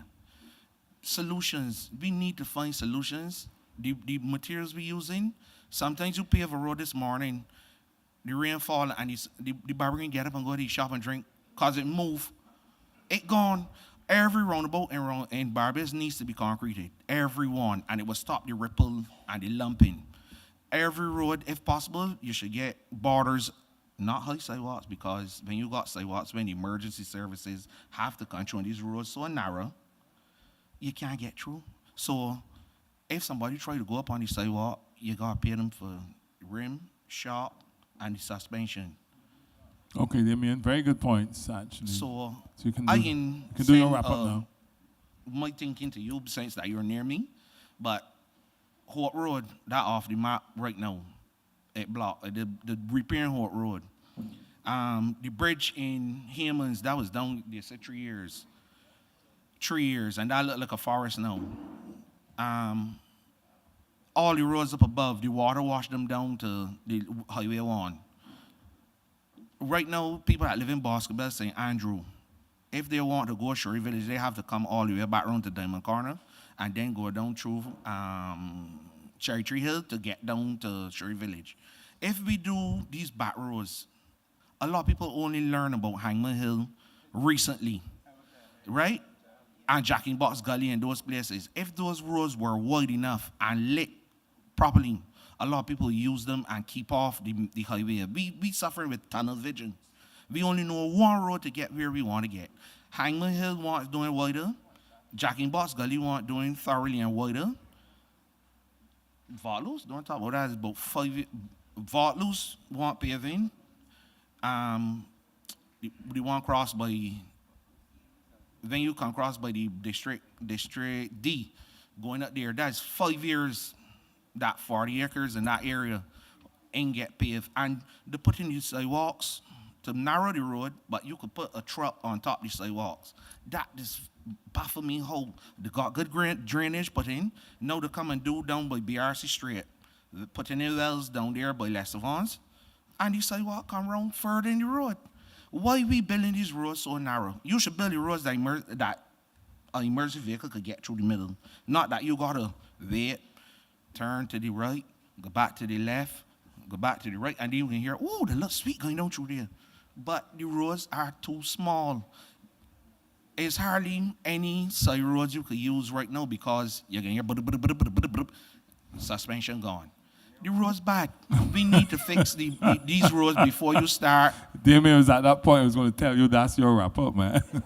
But Yeah, no, but seriously, I want you to true. also, you must also allow for response from the members of the head table. Okay, So yeah. if you make your points, then, they are also making note, but you still need to allow them to You tell me respond. 3 minutes, All right, I ain't so trying you to can speak wrap up, with my please. tree. I can wrap up now by Thank you. saying I will be sending a proper So- letter or thank you very something much. Right. to deal with the issues. And I want to remind you, ladies and gentlemen, if you do plan to send a submission, then you don't need to spend so much time. Perhaps you can focus on 1 or 2 highlights, okay? Because you really must bear in mind that there are others who also want to present. And we are still at number 6. All you All gotta right? do is Wrap up give time, people Damien. Okay, give people different options instead of one road to get where they want to get. Put a roundabout in Bell, done with the flyover. The left turn by turning, 3 vehicles trying to get into one narrow road. And when they straighten out now, the right turn to go in the new housing area. You gotta wait long because people from St. Philip, St. John coming down by Cassie's and come to the roundabout at Huddersfield. So nobody is stopping and letting them cross the road to get home or come out from home, and that's the problem. Simple solve. Do something different. If you bring people to the Bell down by Jose and come cross and you come right roundabout, come down highway, you can take some of the pressure off of Cassie's. All right. Simple math. Thank you So very I can much. send my thinking and y'all will go from there. Thank you so Thanks much. a lot. All right. Allow Jason or Richard, your response, please. I do agree with the suggestions for the stacking lane at Commermere and also the roundabout. That is something at the Bell. That's something we could obviously definitely look at. What I can't agree with is the placement of the traffic signals on flash. They're not there only for traffic flow. They're also a safety feature that is called a traffic calming device, just like roundabouts.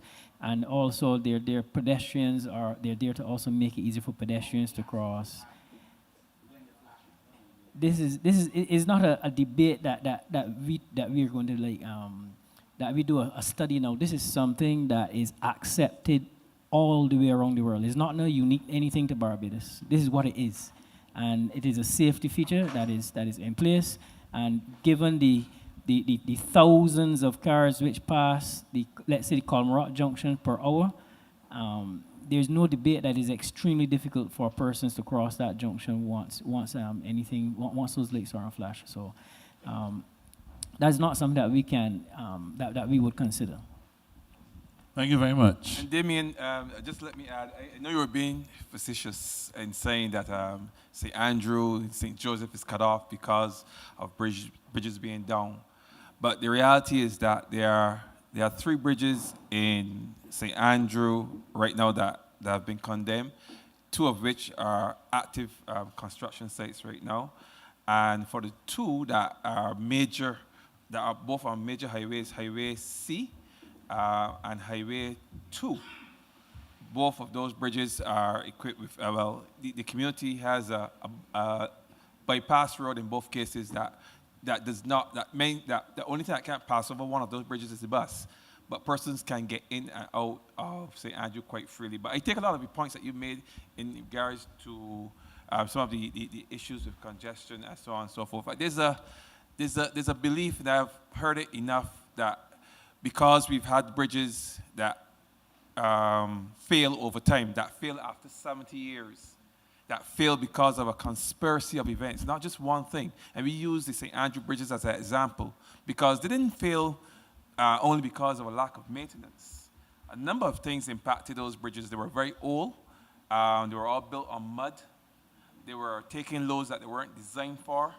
They were faced with these climate crisis with more intense rainfalls, things that they weren't designed for. So these things all conspire to compromise the structures down in the Scotland district especially. And because you see that, it's no indication that when, or if or when we do construct these flyovers, that we would not be in a position to properly maintain those structures. So I just want to put out there because I know usually when people talk about these roads that aren't being maintained, yes, you see potholes on our roads, and one can make the argument that it's a lack of maintenance. But I know in many cases the comparison is drawn between the bridges, many of which are in the Scotland district, and the flyovers. But just note that those bridges would have been impacted by a number of different things and not just a lack of maintenance. Thank you very much. Which is not to say that we're not going to adequately maintain the flyovers, because it's our intention to make sure the flyovers are well maintained. And it's also our intention to maintain the bridges. The truth is that the last study was 1985. It's almost unforgivable and unacceptable. And it cannot be the standard by which we do works in Barbados. And I think the persons in the ministry have already recognized that. That's why I think there was a study done being done. We are currently, we've undertaken some training with regard to bridge management and inspection over the last month or so.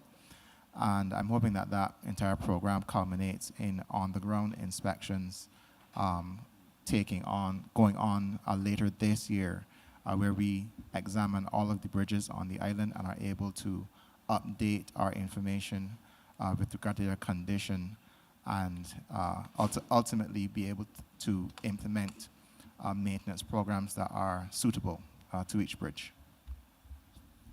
Thank you very much. Number 7.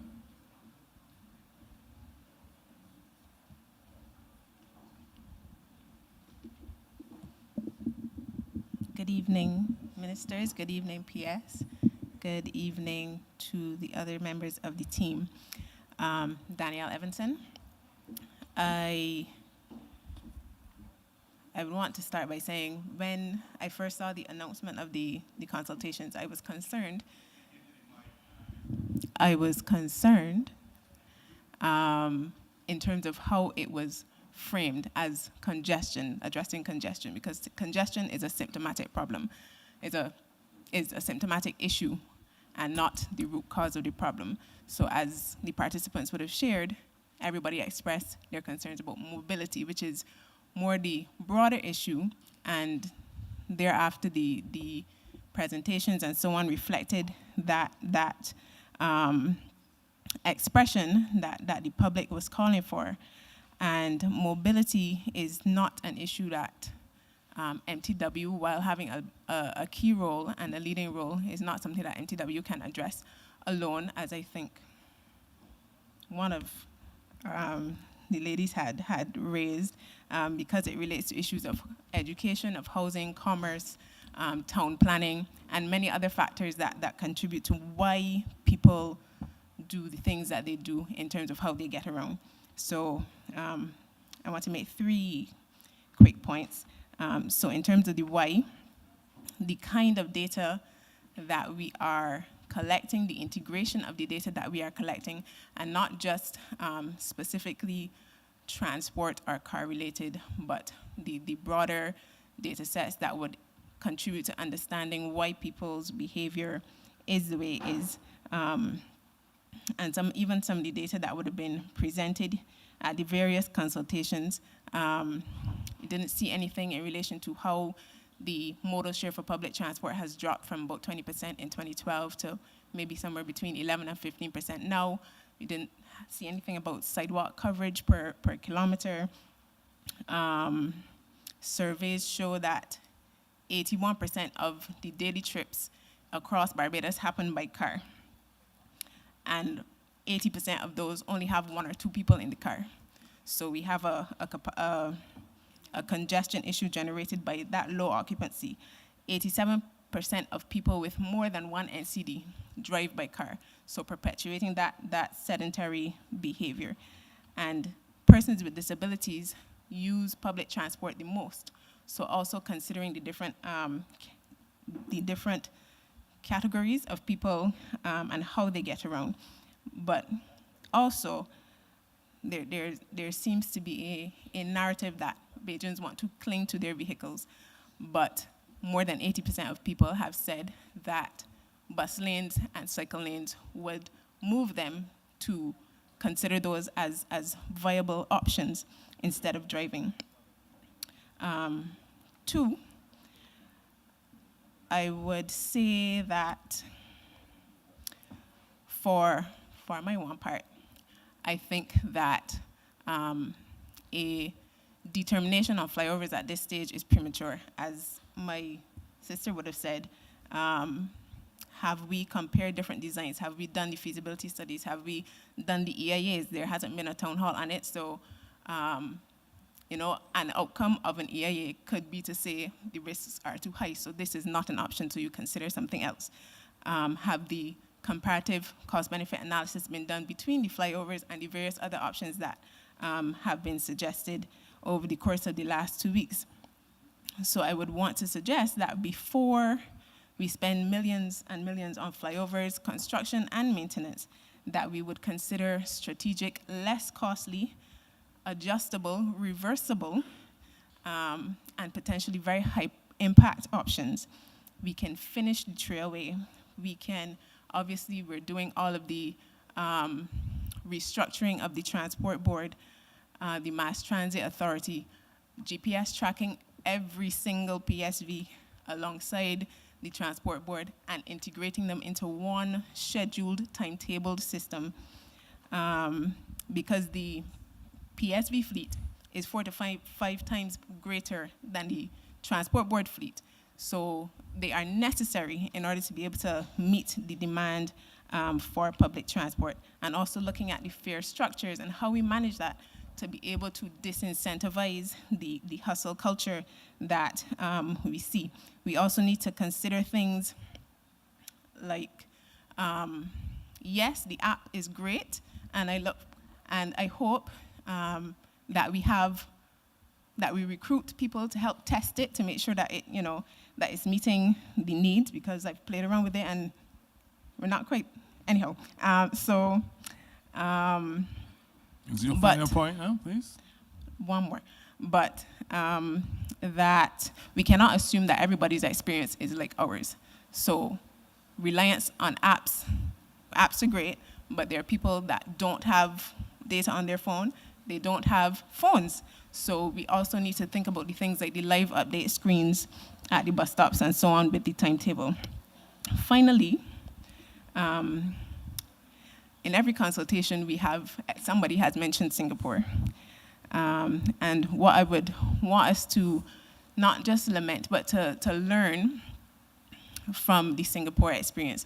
They have been, since the 1970s, they foresaw that unregulated, uncontrolled vehicle growth was going to be a major problem. So since then, they have experimented, they have tweaked, they have planned, they do master planning for in excess of 15 years. Their current master plan goes to 2040, and they are already in the public consultation process of revising it.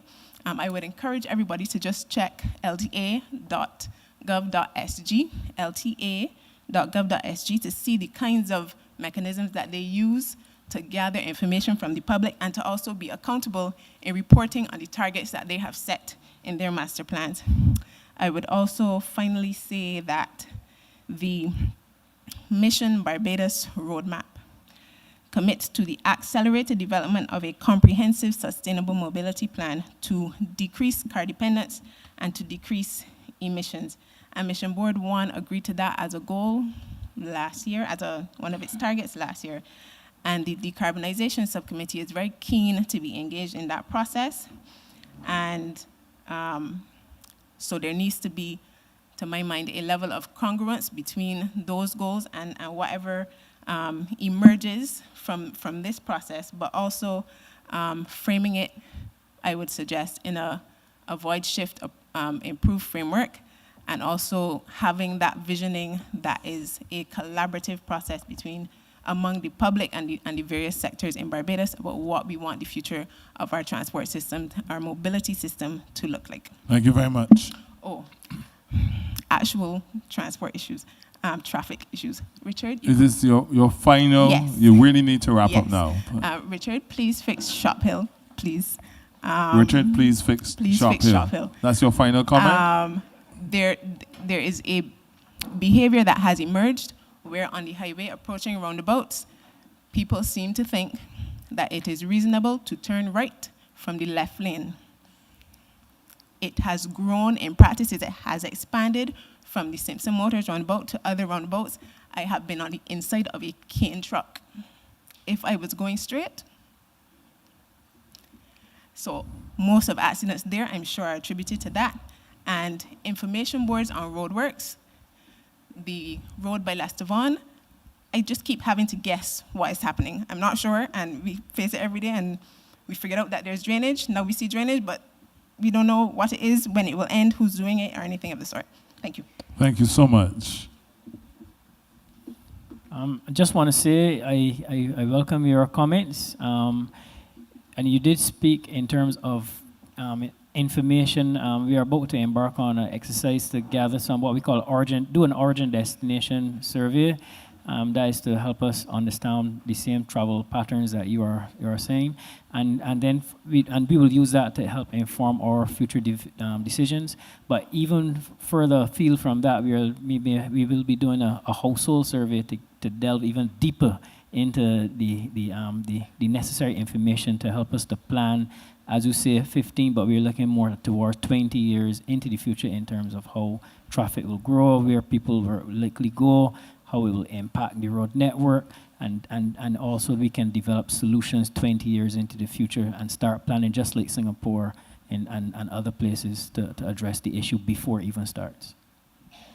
Thank you very much, and thank you for your presentation. Remember that you can offer your submissions by email to information.unit@publicworks.gov.bb or WhatsApp 266-3780. And we will have our final consultation next week, Wednesday, at Leicester Vaughan.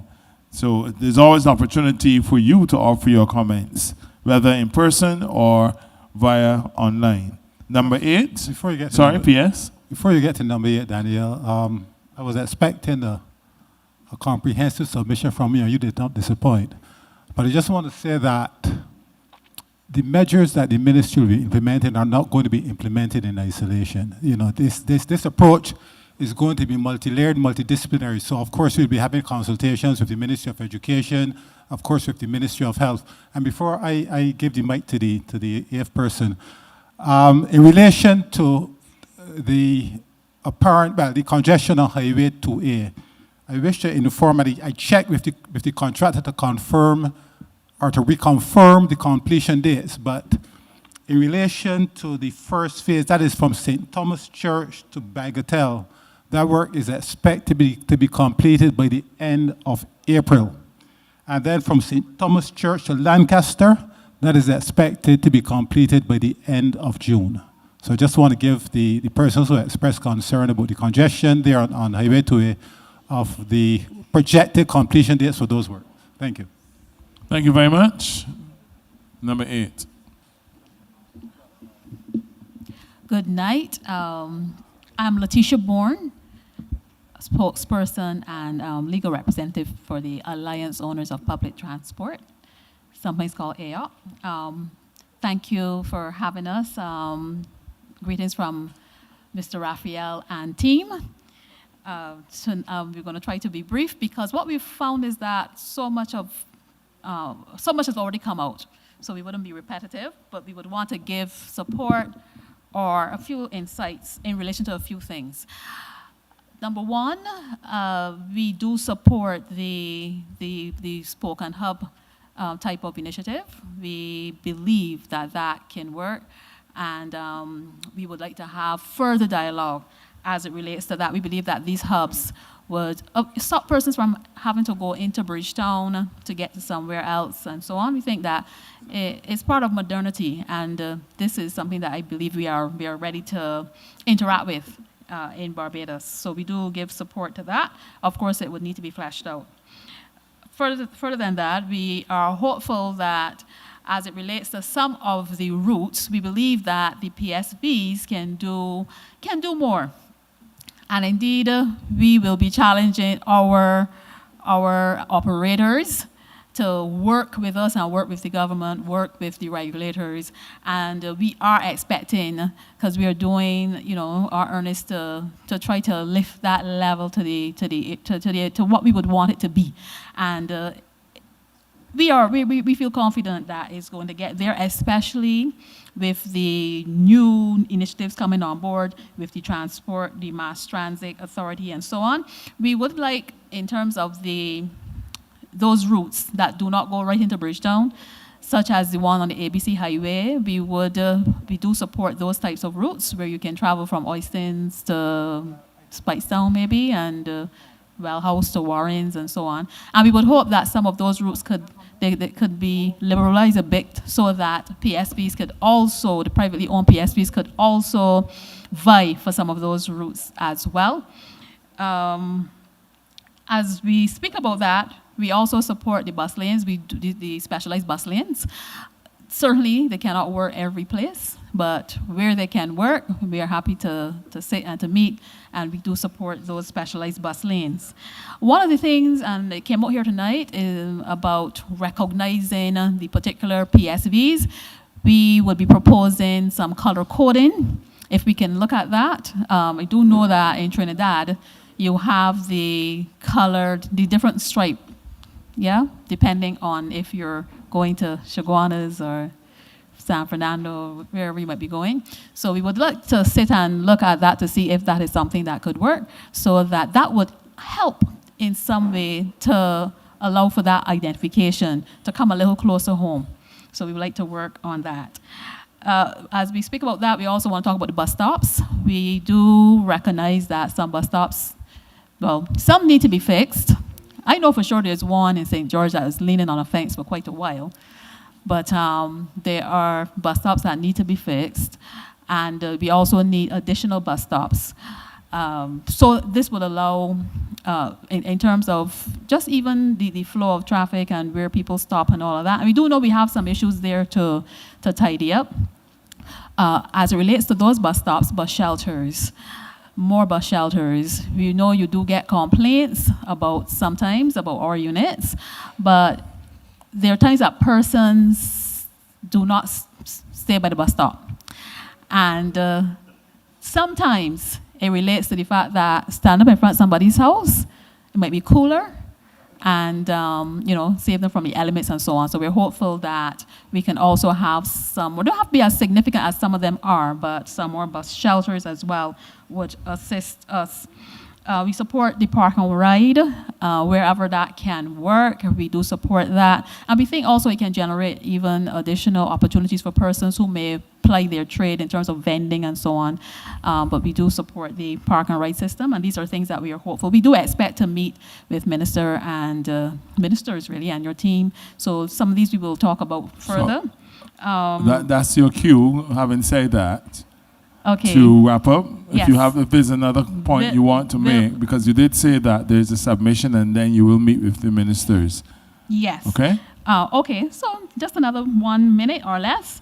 We do want to work with you as it relates to the TAP program. There are still some problems there. And we are hopeful that at some point we did make the recommendation of a person who is a spokesperson or a representative being internal, a bit more internal to iron out some of those problems. And as it relates then to we give support to the inspectors. We do agree that we need to have those inspectors. Those would give us more support as we do what we need to do. And finally, the issue of the CRT, the Constitution River Terminal, and the nighttime. The nighttime, there's a problem where the passengers prefer not to go to the actual terminal because of lighting and safety issues. And it means then that we have to work out something where we are not flouting the law, and we can have passengers feeling safe and operators also feeling safe, where persons are not comfortable going to that Constitution terminal because of the lighting and safety issues.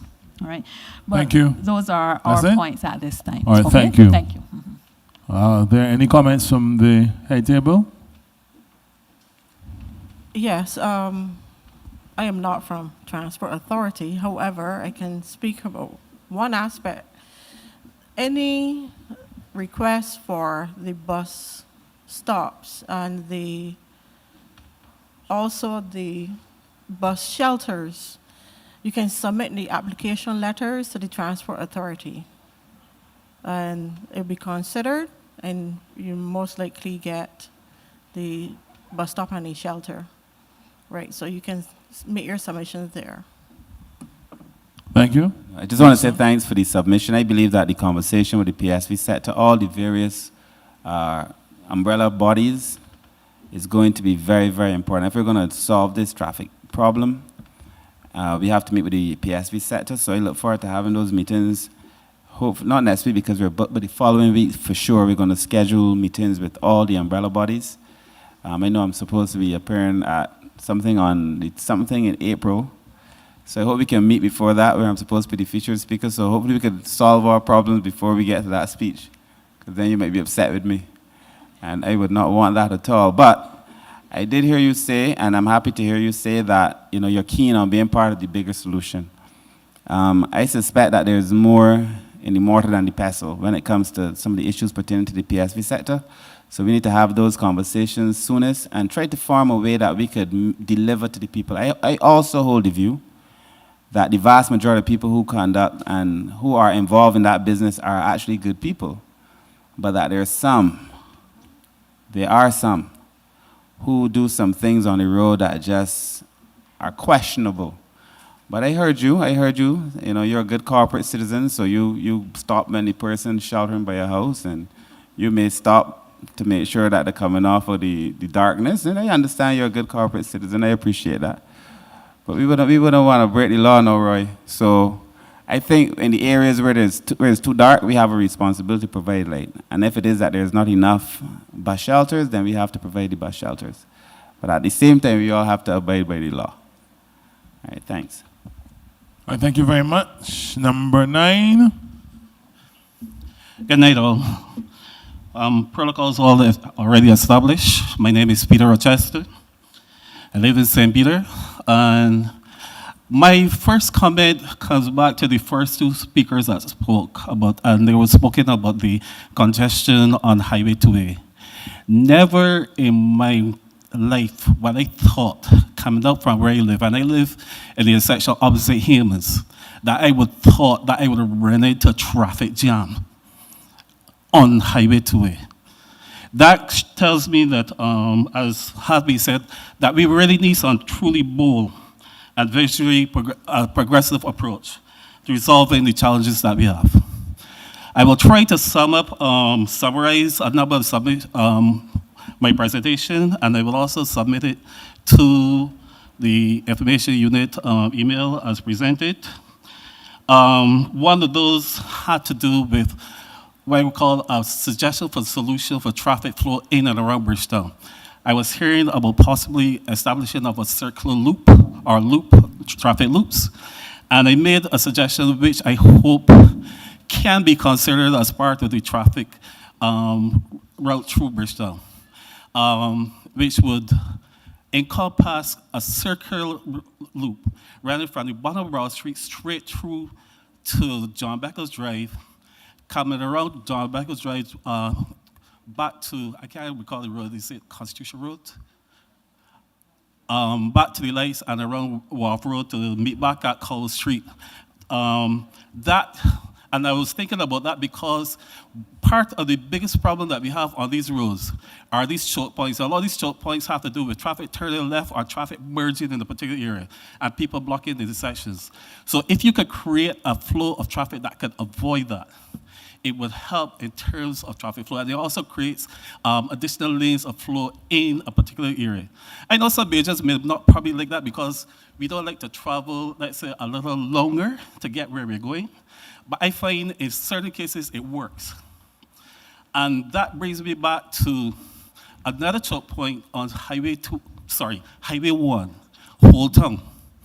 Between Porters and, I would say, Massey, there are 4 choke points on that road, and all have to do primarily with traffic turning either right onto Highway 1 or right into the by roads. Porters, Trents, Lane Grove, and Massey, especially on evenings, when people coming in and out of the traffic.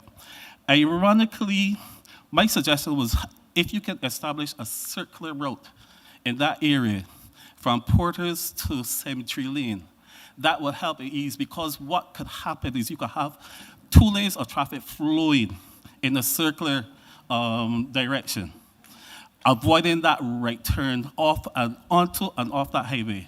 And maybe that will help. I'm not saying traffic is going to flow fantastically. I know you've got a particular problem establishing the route, especially around Lane Grove.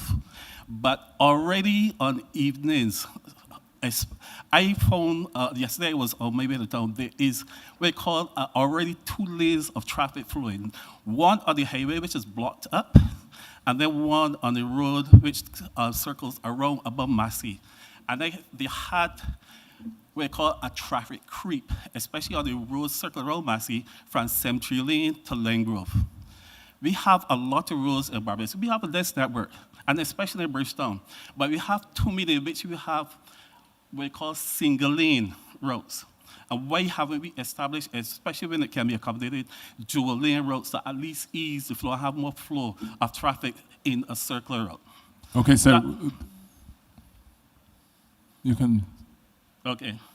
That is one of the solutions that Because remember, sorry to interrupt you, we don't want a situation in terms of time with people, leaving and not being able to present or to listen to others. So try to be as brief and concise as possible.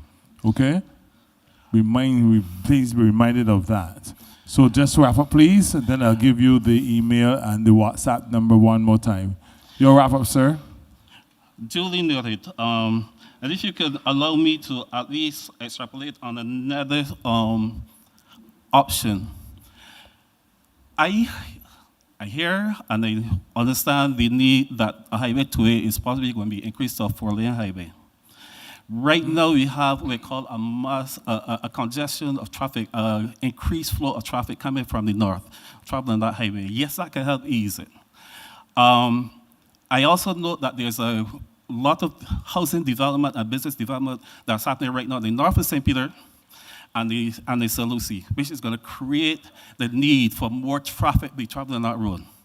One suggestion I'm suggesting, which is a bold suggestion, is maybe we need to look at establishing or building a new highway linking the north. And I would say from Greenwich's, a north coming across country, parallel to that road, which will probably connect somewhere in the Warriors area. And they talk about a true highway, not like the highways that we built, but with strategic points, where then you will have feeder roads that could connect people to take them off, whether to be Highway 2A or Highway 1, to get to the destination that they're going. I'm looking at that because of the increased flow of traffic that may be coming from those particular areas. All right, thank you very much. Sir. Just one other point. We talk about parking right. My cousin. Just one point. I try to take I'm not going to do like my friend, colleague Ian, take his 5 minutes or something. In terms of parking right, One of my pet peeve is why is it the Spicetown terminal operated as a true terminal, bus terminal, for service in the north? Why is it that a bus, people, let's say, traveling to Pike Corner, and I'm using that example, have to be waiting on Highway 1 for a Pike Corner bus coming from Bridgetown? You should be having buses routed from Bridgetown to Spicetown. And the terminal in Spicetown acted as a true terminal for service in the north. I find that I am amazed, I'm boggled as to why in these days that is still happening, and why isn't the Spicetown terminal being used as a true terminal for service in the north. And for that, at that point, I will wrap up and let Thank you so much. Thank you for your comments. You know, you say that you made a submission, or that's your intention? Yes, that's my intention. All right, thank you very much.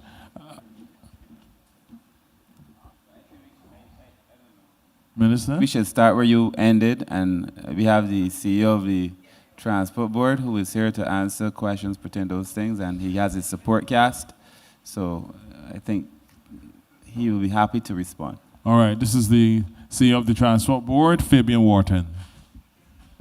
I know you fire. Good night, everybody.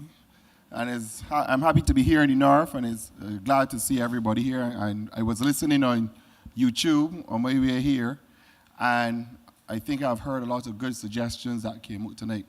But just to address the last comment, the Highway 1 takes, yes, everything from Bridgetown, but we go into Spicetown. So if a person wants to get to anywhere in the north, the bus that comes from Bridgetown actually goes into Spicetown. So when you talk about, I know you were saying park and ride, you were losing me a bit, because you were talking about park and ride, and then you talk about bus service in the same breath.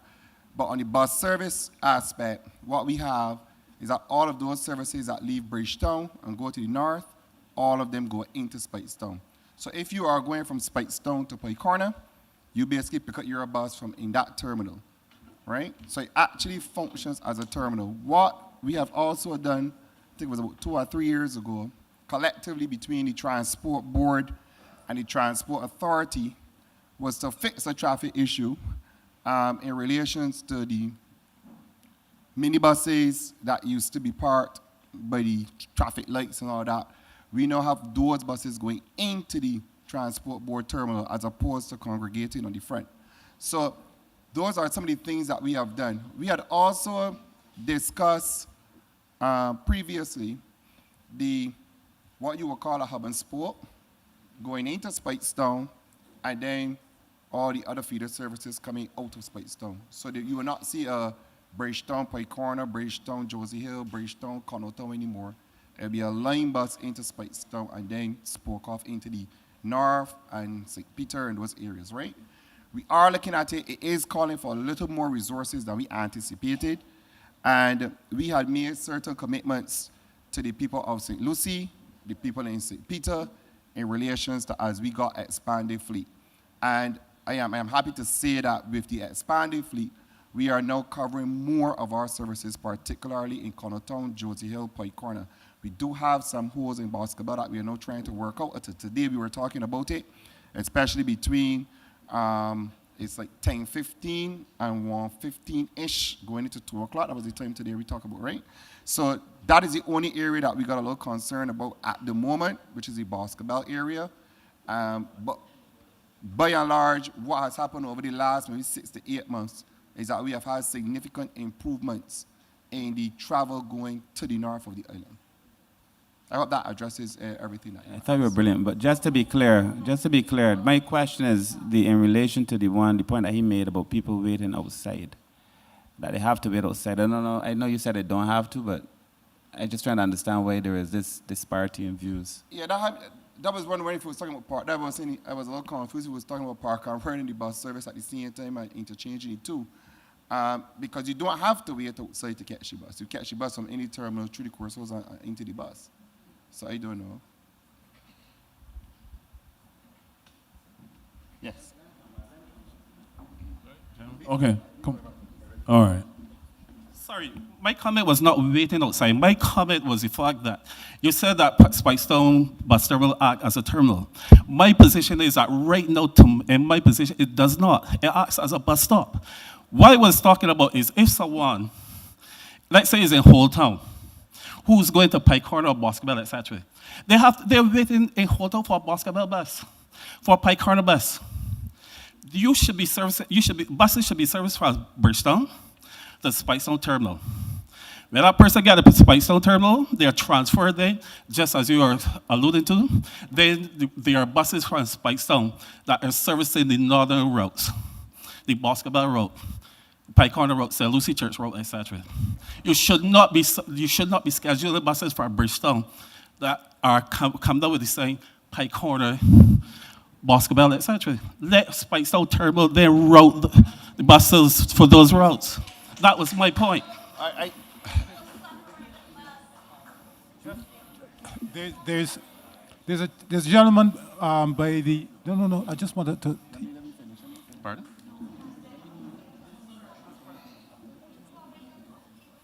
All right. I can go ahead? No. Oh, okay. All right. I think we are commingling some things, so I'm going to go through this very slowly.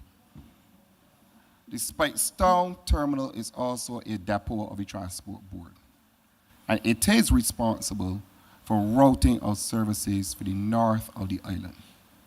So you're originating services for the north, particularly inbound when we start in the morning.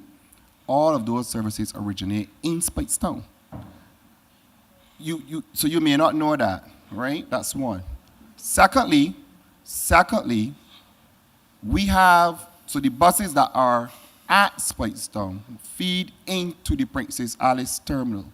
So the route is, I know you are saying a bus should not go from Bridgetown to Pike Corner, but if I are, or to Connelltown or to Josie Hill, but you're saying this, we're actually saying the same thing, but seeing it differently. Because in reality, the bus goes from Bridgetown to Spicetown, pick up any passengers that want to get from Spicetown into the north.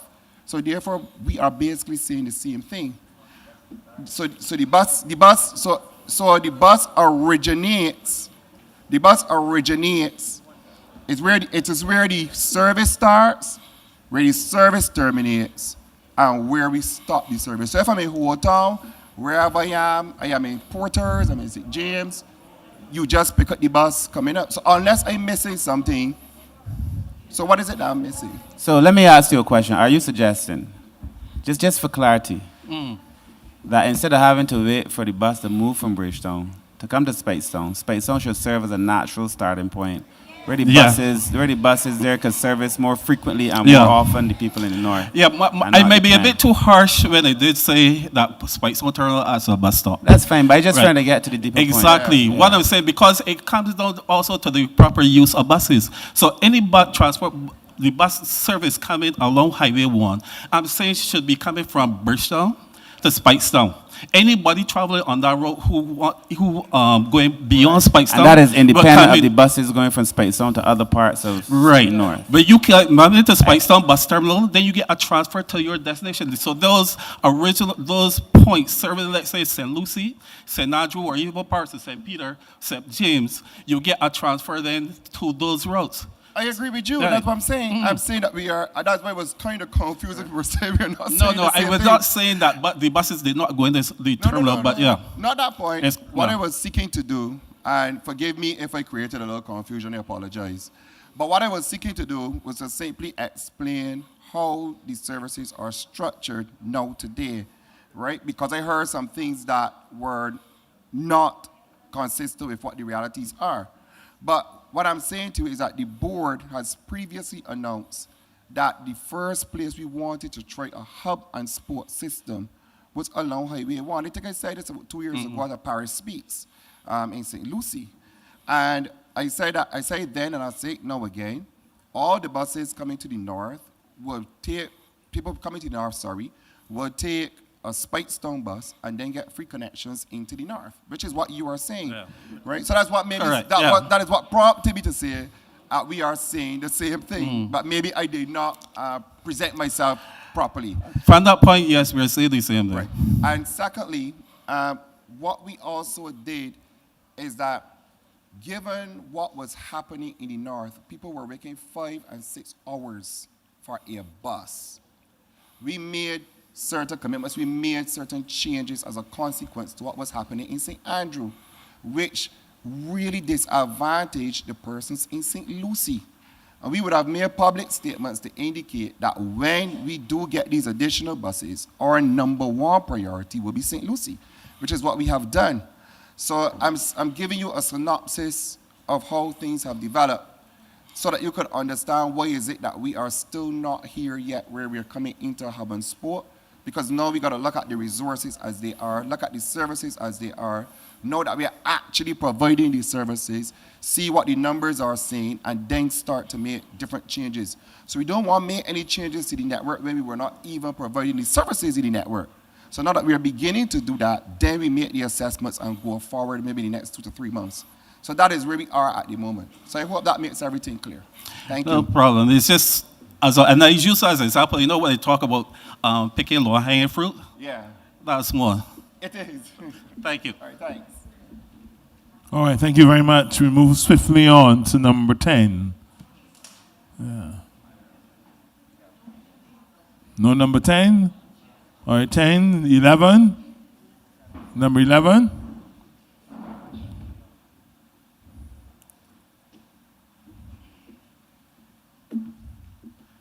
Good evening, everyone. Ministers, heads of department, transport board. I can be very brief. I think we've gone off the rails a little bit when we're talking about traffic patterns. Speak louder, please. Just arrange. Sorry. I think we've gone off the whole idea of our meeting by going on the individual bits and pieces. My idea for the control of traffic would be, let's say on the South Coast, from 6:30 on mornings, make from Top Rock into Bridgetown one way, and then from Bridgetown to Wildy one way. And we can do, I don't know if you have tried it or seen it. In Brazil and I think in Germany, they have these timed roundabouts, as they call them. It's called a traffic alleviation, where between, as I said, 6:30 and 9:30, you have from Top Rock to Bridgetown in one way, and likewise Wildy. Then again, from around, say, let's say 3:30 till 6 o'clock in the opposite direction. We can do that on the West Coast as well, because I come from Maynards, and I drop a child to Crumpton Street, and we always have traffic all along that route. Another thing, too, that we have to look at, right now, you're repairing Highway 2A. Along with that, you have from Content to Vaucluse. And then you have Pothole Alley from Jukes Hill to the school. Pardon? Pothole Alley. Yeah, it's Pothole Alley. All right? Another thing is, now, every 5 years we have to go and get milling and paving. And why don't we take Highway 2A and do a test case and do it in concrete from, let's say, how many times have we repaired since the roundabout has been done at St. Patrick's? Look at the roundabout by Corsuless. That has been done a number of times. And before it can be done, there's another pothole. I think a gentleman spotted where the asphalt is joint and it creates a pothole. And it's basically because of the weight of the traffic, the amount of tires on the long trailers. So it is a very well-used road. So we got to look also at concrete roads. The last one would be just scheduling. When you have, I think somebody here alluded earlier to it. Mr. Rochester, I think, also alluded to doing the traffic patterns around West Coast and South Coast. Make everything one way. And I think what will happen is it would move traffic along very quickly. They did it in Brazil. We could probably look at the Brazil model. They did it in Germany, and they had the same problems. Too many vehicles in a small space, and it worked. And it alleviated the need to put in these flyovers. All right, thank you very much. All right. Yes. Thank you. I don't recall you stating your name.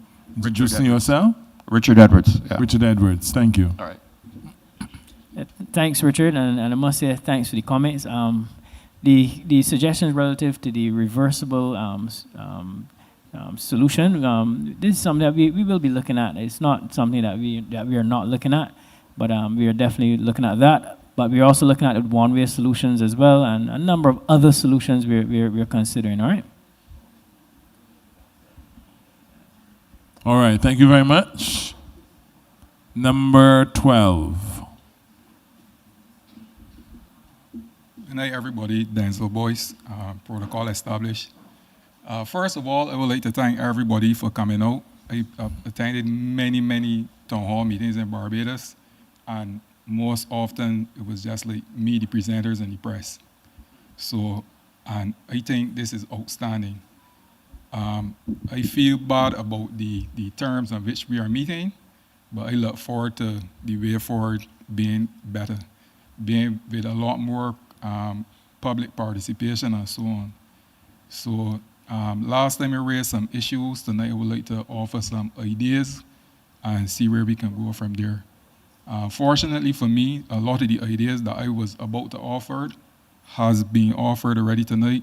Some of the circular solutions, to join the circular solutions back to straight, we could implement some roundabouts in certain cases. A lot of the schools we have, we could turn them circular as well. I will use St. Albans Primary as an example. St. Albans Primary is between Taylor's Road and St. James and Crick Hill. If we could put a road on the above side of the school, which in the school has a gate on either side already, we could alleviate some of the traffic in that area. Now, this is just an idea. This is something that could be implemented as early as tomorrow morning. All you will need to do is open both gates, allow the parents to pass through, drop off the children, come out the other side. If it creates congestion on the Crick Hill side, what you could do is remove the black and white wall at the bottom. Is like a triangular shaped wall. It just has like a couple trees and a few wire poles in it. And this could alleviate problems in that manner. As it relates to the whole town, with the Massey, and I think one of the other members here tonight spoke to that, it's high time that we start using some circular solutions. Another member spoke about parallel roads being on the use. We have a situation where in Cemetery Lane, there's a road almost opposite to Cemetery Lane, which belongs to the Sandy Lane Property Owners Association. They have erected some barriers rendering that road useless. That could alleviate some of the stress in the whole town area. As it relates to Spikestown, I remember when I was a lot younger, we had built a massive hotel in Spikestown called Haywoods. Once we constructed Haywoods, we diverted all of the traffic across the highway. That killed off a lot of the businesses in Spikestown. As a result, Spikestown is what it is now. We created now a one-way in Spikestown going towards the north, which is I think is a better solution. Unfortunately, I was in Spikestown one day and I saw where people weren't parked properly and the garbage collection had the whole of Spikestown blocked up for like 4 hours. Nonsense. I think overall some of the ideas we can take away from this is we need better communication between ourselves as ministries, between ministries and the public, between the emergency services and everybody else. And I think we making a lot of headway. I don't know how much more time I have, Mr. Master Ceremonies, or we can easily say no more. All right. Well, thanks for the time. And let's wrap up time. I think you were at the last consultation. Yes, I was. Yes, I know you look familiar. Yeah, but this you want to give your wrap up point now? You came with solutions. And last Yes. time Yeah. you have another point to make. You've only been on for 3 minutes and 18 seconds. You can well, yeah, just do your wrap up now. As it relates, well, I don't really. If you need me to stop, I can stop because I don't need it. But I will say this. I also work with farming and I also work with water sports. As it relates to water sports, for transporting persons by sea, it should not be a big issue. I think it would generate some more revenue in certain areas, and it is something that could be done probably tomorrow morning. As it relates to farming, being involved in that industry for a while, there are lots of roads. When Barbados was involved in sugarcane production, we had a lot worse roads and we were far more productive. That is an option that anybody could look into, time permitting. And lastly, I would like to suggest that we try to create some spaces where tourists could access the beaches a lot easier and a lot better. Everybody who comes to Barbados is not going to stay in a hotel, and they will want to traverse and experience Barbados as a whole. For this to happen, some people use cars, some people use buses. Some of the nicer beaches in Barbados are along the west coast, like Gibbs Beach. Gibbs Beach is not really accessible. There's a problem there now by the bottom of the Samadeus Adventist Church in the garden where people are parking to try to access the beach below by Royal Pavilion. And Lone Star, that general area. These are areas that I believe that government needs to grab hold of and hit the ground running going forward. And another thing is we will need to acquire some land from some people, and now is the time to do it. So rather than waiting another 20 years and still going the same issues and getting more issues on top of the issues we already have, I think we need to grab the bull by the horns going forward. And Thank you very much. Thank you. Number 13. Good night, Jerry Griffith. I want to support much of what Mr. Rochester said. I just want to add some timelines to what he said. 2 years ago, I used to have to make the trip to town from St. Peter. Yeah, one to Eagle Hall and one to Combermere. I could leave home at 7:45, and I could make my first drop in Eagle Hall by 8:30 and the one to Combermere by 8:45. If I leave home later than 6:45 now, I can't get there by 9 o'clock to either one, okay? My daughter, she works in Newton. If she leaves home at 7 in the morning, she cannot get to work by 9 o'clock using Highway 2A. If she goes East Coast, she can leave home at 8 and get there by 9. If she goes Coggins, she can do the same.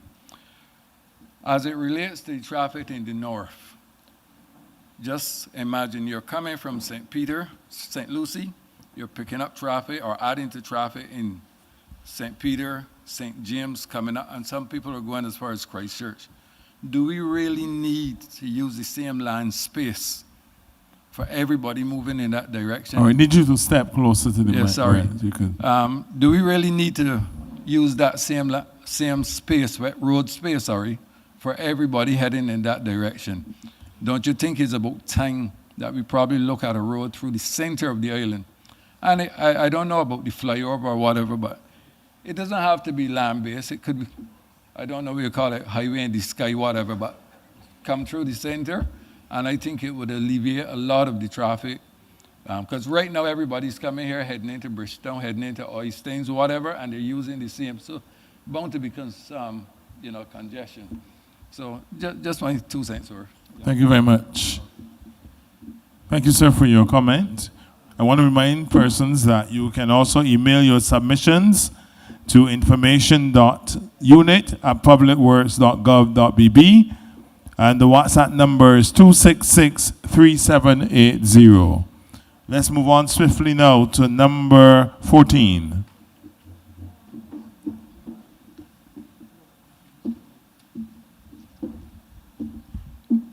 Good night, everybody. My name is Kwame Durridge. I'm a graduate civil engineer. I travel to Bridgetown a lot, but so far this year, 90% of the time, I tell my old man is Gabashiba. It don't make no sense. But traveling through Whole Town I have a suggestion for the three junctions or three major junctions that, in my opinion, are causing some traffic. That's the Massey Junction, Trent, and basically the intersection by the Methodist Church by Lime Grove. We know that everybody knows hotels are coming, and even the police station that is going to be retrofitted as a hotel. My suggestion is that from the new hotel that is coming there, Royalton, to the stretch up to Sunset Crest, all the hotels or exits that are on the side of the coastline turn left.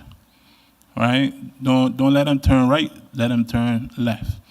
At the Massey Junction, the traffic that comes north to turn into go to Massey, you allow for a slipway so that the traffic that is coming south can easily go into Massey and cross over. The traffic that is coming north from the south, you widen the road, and of course you put traffic lights there, and you allow for traffic lights for the person to turn in to the Massey. The junction at the Methodist Church, all right, the traffic that is coming down from the highway, don't allow any right turns, all right, don't allow any right turns for the person to come over and block traffic. If the person eventually wants to turn right, there is an exit before Lime Grove to the left that will carry in the direction behind Massey. So they will turn left and then turn right, and then follow into the traffic lights, then to turn right to go down the road. All right? And then the Trent, I believe by St. James School, that's the biggest problem, in my opinion. That causes traffic all down to St. Peter roundabout, Spike Sun roundabout. I strongly believe that you could put a roundabout at that location. All right? Opposite the hotel, before the bridge, as you guys know, they're building, we call it James Park. James Park is building, well, that location is building a building. The building is going there. So the individuals that come out of Jamestown Park or James Park, you don't allow them to cross the traffic, but you basically just allow them to turn left. All right? So those three junctions, don't allow them to cross, but if you allow them to cross, they have to follow traffic light signals. And the traffic light signals would be at the Massey Junction and the Lime Grove Junction. And if you say going south, both junctions should be saying go south together. And if everybody's saying going north and the green light say go north, all two lights should be saying go north, so that no one would cross, because the crossing is what causing the traffic, in my opinion. All right? My last few points is that vans, the same way you drive fast and get reported, the same way you drive slow, you get reported. All right? It should acquire the same way of punishment, in my opinion. You drive fast, you kill some person. You drive too slow, you could get fired and get no work. That's one. In that case, Raphael, we can end up finding all these ZRs on Sundays, Sunday afternoons, Sunday evenings, but after 5 o'clock. But please don't.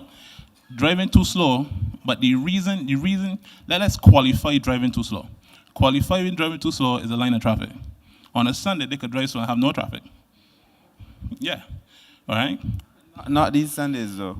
Yeah. So you drive slow, you have a lane of traffic, yeah, come off the road, all right? See, but in law, it's going to be difficult to say you're driving slow if there's traffic. No, it would have to be that you're driving slow.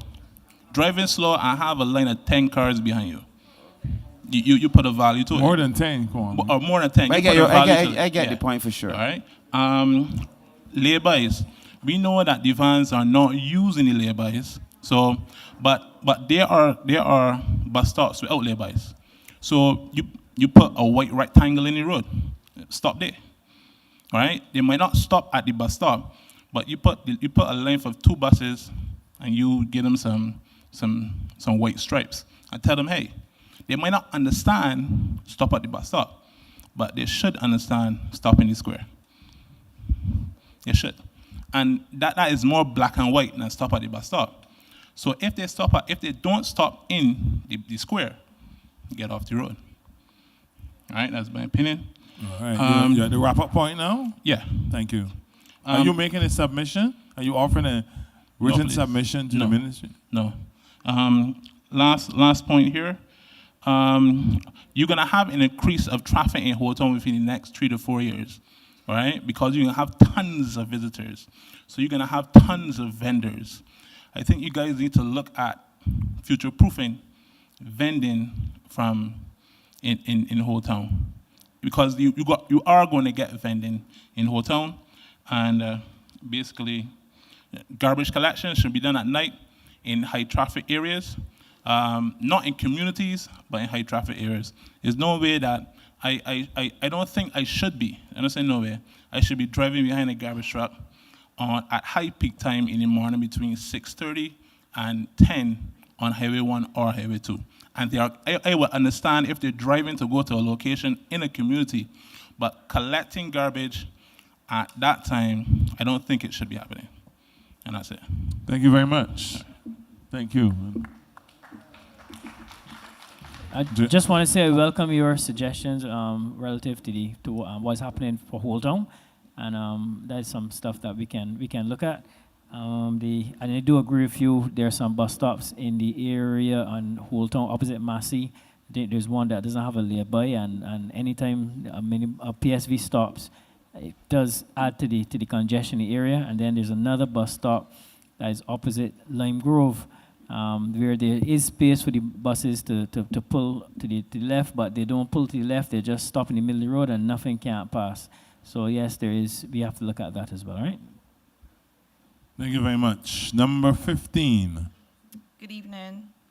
My name is Petrina Devonish.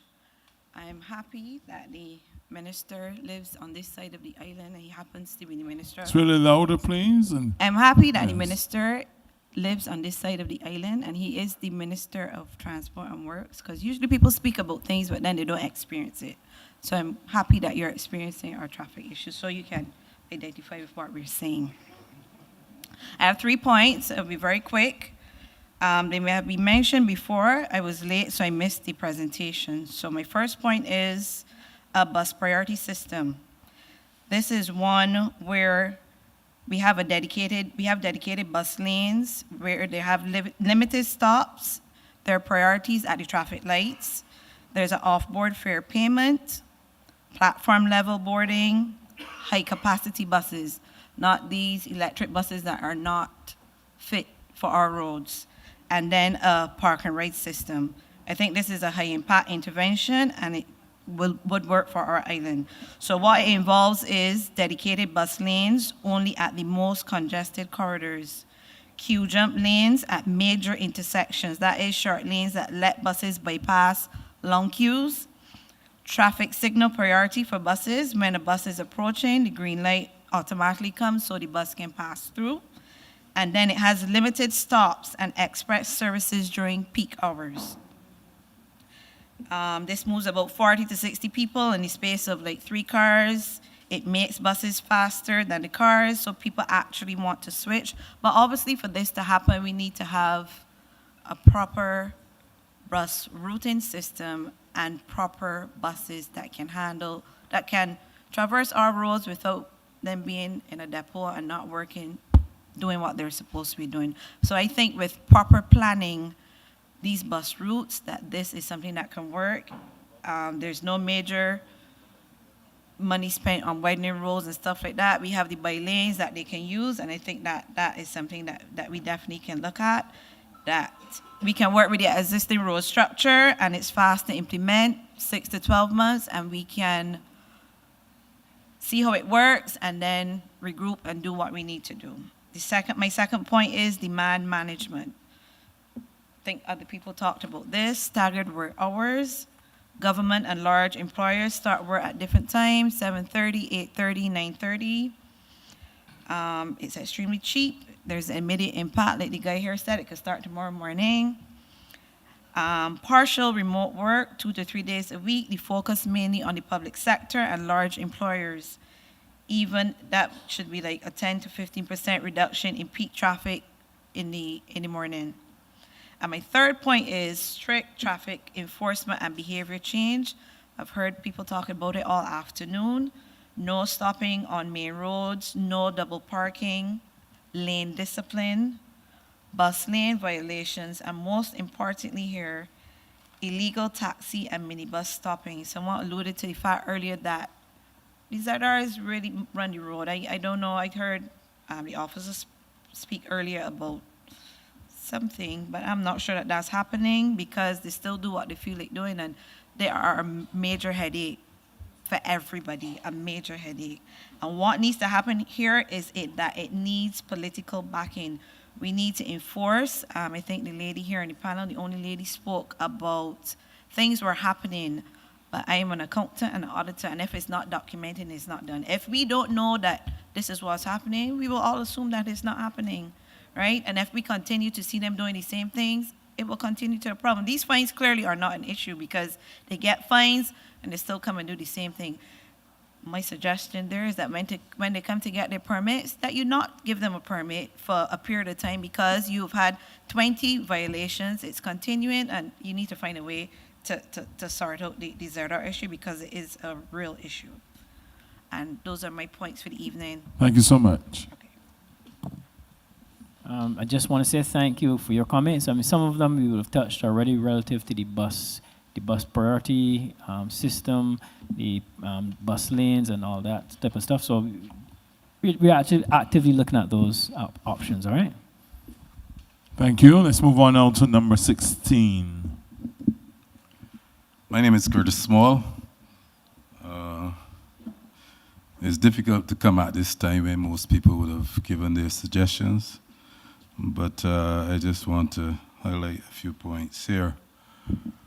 Now, you hear coming from the head table most of the time that this thing is on the radar, but I don't know how far your radar is focusing, because I recall going to a town hall meeting at St. Thomas Parish Church, and that would have to be before COVID, and that was in relation to widening Highway 2A. It has not happened as yet. I don't know how far the plans are, but you probably need to focus more on your radar. I don't agree with some of the things mentioned in terms in Bridgetown with having this lane, a bus lane and bicycle lane, because the amount of traffic coming out of Bridgetown, and you know restricting one lane for cars to come out, I think it would create chaos there. In terms of the parking wide, that can only be effective if you have a proper bus service. And for years now, the service, of the bus have not been what we would expect it to be. One of the issues with these minibuses, which I believe we got to get real serious with them. This government, the last government, for whatever reason, don't seem to be able to get these minibus men and ZR men control. Maybe rather than building these areas for parking right, we need to build an area to impound them. Simple. No, let's be real. Because, you're traveling on Highway 2 of these guys, one came from Spikestone, one came from Bridgetown, and they stop and talk. I mean, all these things add to congestion of traffic, right?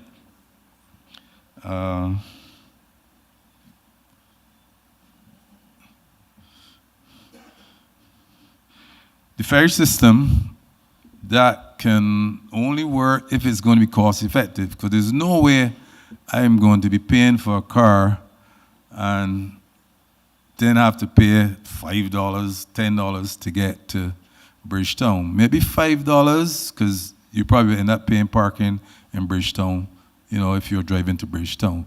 So the fee, if you're having a ferry system from Spikestown to Bridgetown and one from Oystons to Bridgetown, that fee must be cost effective to those who want to travel by the ferry. I agree with the roundabouts that lane needs to be, that demarcation needs to be put there, because people come in a roundabout, they can't go anywhere, but they block the guys coming from the left. And I know the police guys said that they're trying their best and doing their best with the ZRs, but I still think from a layman looking on that enough, maybe it's the court system. I know some guys, you know, some of these guys has 100 and something charges, and they're yet to get a court date. So maybe that's something that, you know, the government need. I know recently they put in judges. Maybe they should have a separate or 2 traffic courts so that these cases can be heard more frequently and that these drivers and owners can be dealt with. Thank you. Thank you also. Thank you very much. All right, we move on now to number 17. Just one more, just to respond to the last comments. Yes, we've been looking at the junction boxes. That is something we will be looking at. But I know you indicated, relative, that you don't support the bus lanes, and I understand your comment that it could end up in obviously increased congestion. But we must make this point that our network is so heavily built out, and it's unfortunate that we would have started with 2-lane roads. In many jurisdictions, they would have started with 4 lanes. Then they are easily converting the roads to have that bus only lane and stuff. The problem is that widening roads is not for Barbados. Definitely, is not a long-term solution to the problem. There's very little opportunities. If you go into the St. Michael area, you try to go down Colmarock, there's zero opportunity without the acquisition of lands, and those lands are all heavily built up with buildings. That's going to be an exceptionally costly exercise. So option in terms of widening roads, particularly in the St. Michael area, is virtually null and void. We have to now look at other measures. The lady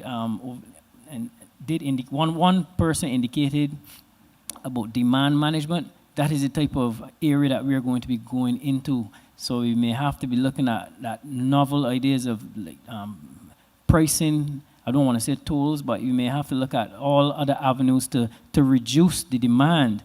Mind you, buses move far more people than cars can. They take up far less road space. And you know, in one bus, you can move about 60 people. Well, 3 cars could only hold in the space where that bus is, right?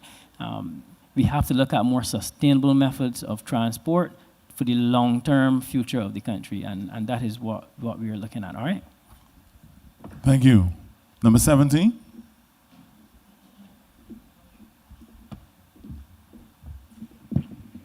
Good night, everyone. I'm not going to take up too much time, but I've been begging with the minister for St. Peter to fix the road to Sailor Gully. I actually missed the briefing earlier, and somebody mentioned something about Sailor Gully during the process of the night. But that is one of the roads that we mainly use. A lot of people who have transport use that road. I wish I could just put down my car and use the bus, but unfortunately, I will have to pay 3 bus fare to where my workplace is. One from Fort Hill, St. Peter to Spicetown, and from Spicetown to Eagle Hall, from Eagle Hall to Warrens. It's unfortunate. The road is really, really bad in Sailor Gully. When the holes are so big that this is number 4 vehicle I am on. I damaged 3 cars already, throw them, put them aside, buy a Jeep, and it seems like it's going wrong, the same thing. because you're dropping in from one pothole to the next. When they do come and they throw a little stuff, by the time the rain comes, it washes all out, and it goes down to the rum shop. I need help. Definitely need help. There's not one single light from Highway 2A to Fort Hill to Indian to Prospect Road. Only when you get into the little village of Fort Hill, then you will see houses with light. There's not a single light. Imagine a female breakdown on that road, what will happen? Alone on the road. That's my point. Thank you. All right, thank you very much. Minister? Just because you said you raised it with your MP a few times, let me just say he's away on government business, but we were trying to schedule the meeting. I know he definitely wanted to be here, and I said earlier that he messaged me several times about this road. Several times. So, you know, people, I'm also an MP, and I know my constituents sometimes ask me why this road took so long or that road took so long. And I just want to say that in this particular instance, for sure, your MP has raised this issue. Well, then many of your MPs, because he was only MP for 8 years. Well, he wasn't in for 25 years. I'm just saying, I understand what you're saying, but he has raised it several times with me. And the point that we made earlier, I think the person asked about is Mount Brevita, and that road becoming more use now because of the fact that that road is being repaired. And I think we committed to making the road a lot more drivable and livable in the very near future. But,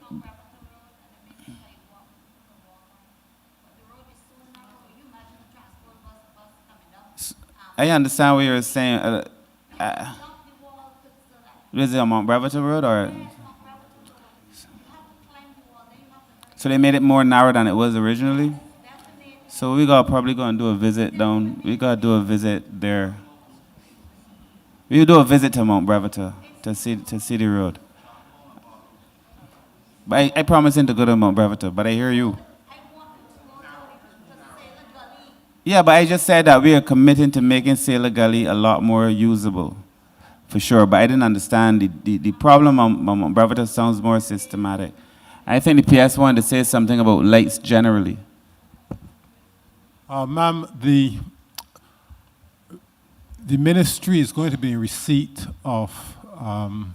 In fact, let me start over.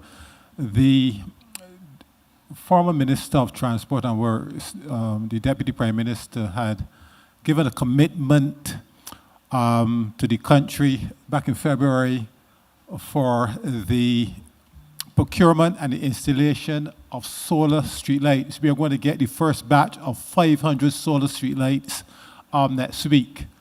And we can give the assurance that those lights will be installed within the next 2 to 3 months. Obviously, the contractor will have to be involved in our preparatory activities. But certainly, the area that you mentioned, we will give consideration to installing lights along that road. Okay? Thank you. Thank you very much. Let's move on now to number 17. Number 18, sorry. 18. Good night, ministers, guests. My name is Trevor Burrows, and I'm from St. Thomas. Talking about traffic congestion, a few people spoke about the roundabouts.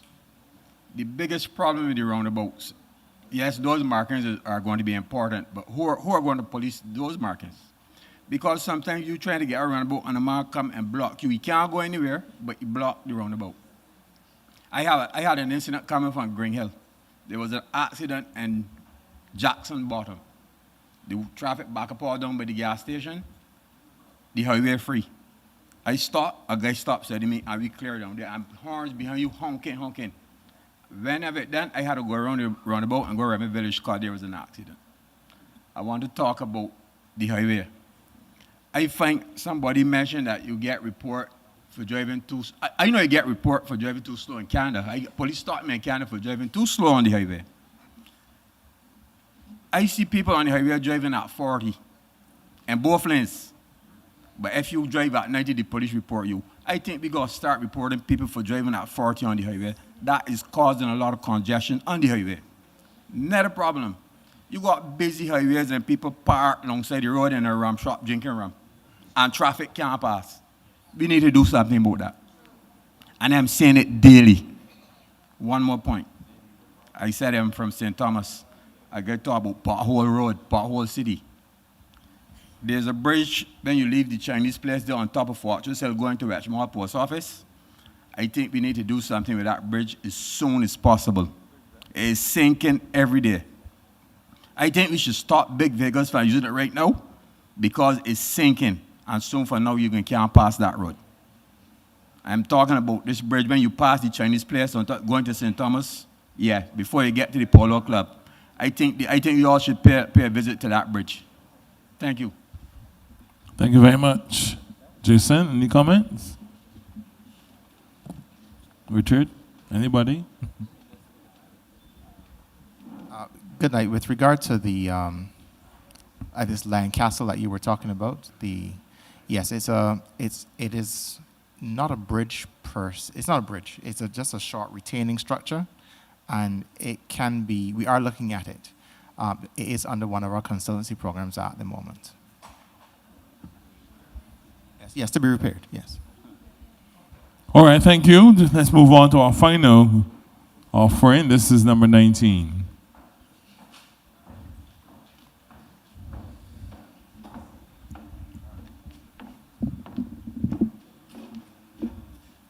Good night, everyone. Good night. Senior Minister, just want to thank you and the panel for having this consultation and listening to the contributions from the members of the public. My name is Roland Lowe. I'm the president of the Barbados Road Safety Association. And I want to say that I'm very pleased with the contributions that I've heard so far, particularly those relative to road safety, because that's my area. I know that persons have made a lot of different contributions, and they touched a lot of areas that I would have touched on, I wanted to touch on, so I'll just be brief and go through some of them just by mentioning the points. I just want to say to you, I had a conversation with a gentleman, Mr. Arthur, recently, and he shared some of these concerns, which are some of the things that I also have a bit of concern about. One of them is the non-existent and improper road marking, and I heard that you need to make, I would think that you should make the road markings, put them a bit earlier at the junctions and at the roundabouts. They're too close, to the junctions and to the roundabouts. You need to put them earlier along the road so persons will know what they're supposed to do in relation to these roads, these particular roads. Secondly, I want to touch on the idea of PSV behavior. The public might not know some of the things that the government has in place or is planning to do, but I was privy to a meeting where some of the things were discussed, and as a police officer, former police officer who worked with the station sergeant, Mr. Smith there, I know that the police do the best that they can, but one of the things that I believe needs to be done is that they need to increase the complement of police officers, and to do that, I've said it multiple times, you need to increase the pay of the police officers. If you want more persons, you want more feet on the ground, you need to increase the pay of the police officers. I've had a conversation with Mr. Raphael, so I wouldn't go over the things that I believe that need to be done relative to the PSV operators, but I believe, though, that you need to be consistent. If you're going to deal with them, then you need to be consistent in how you deal with them. You need to have a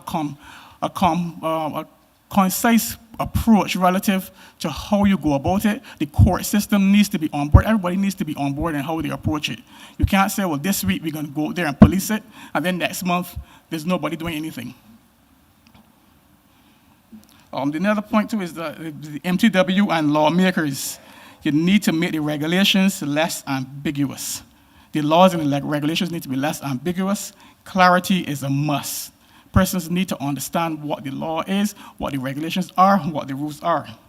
And for that, you need a proper and comprehensive education and training program in terms of the rules of the road.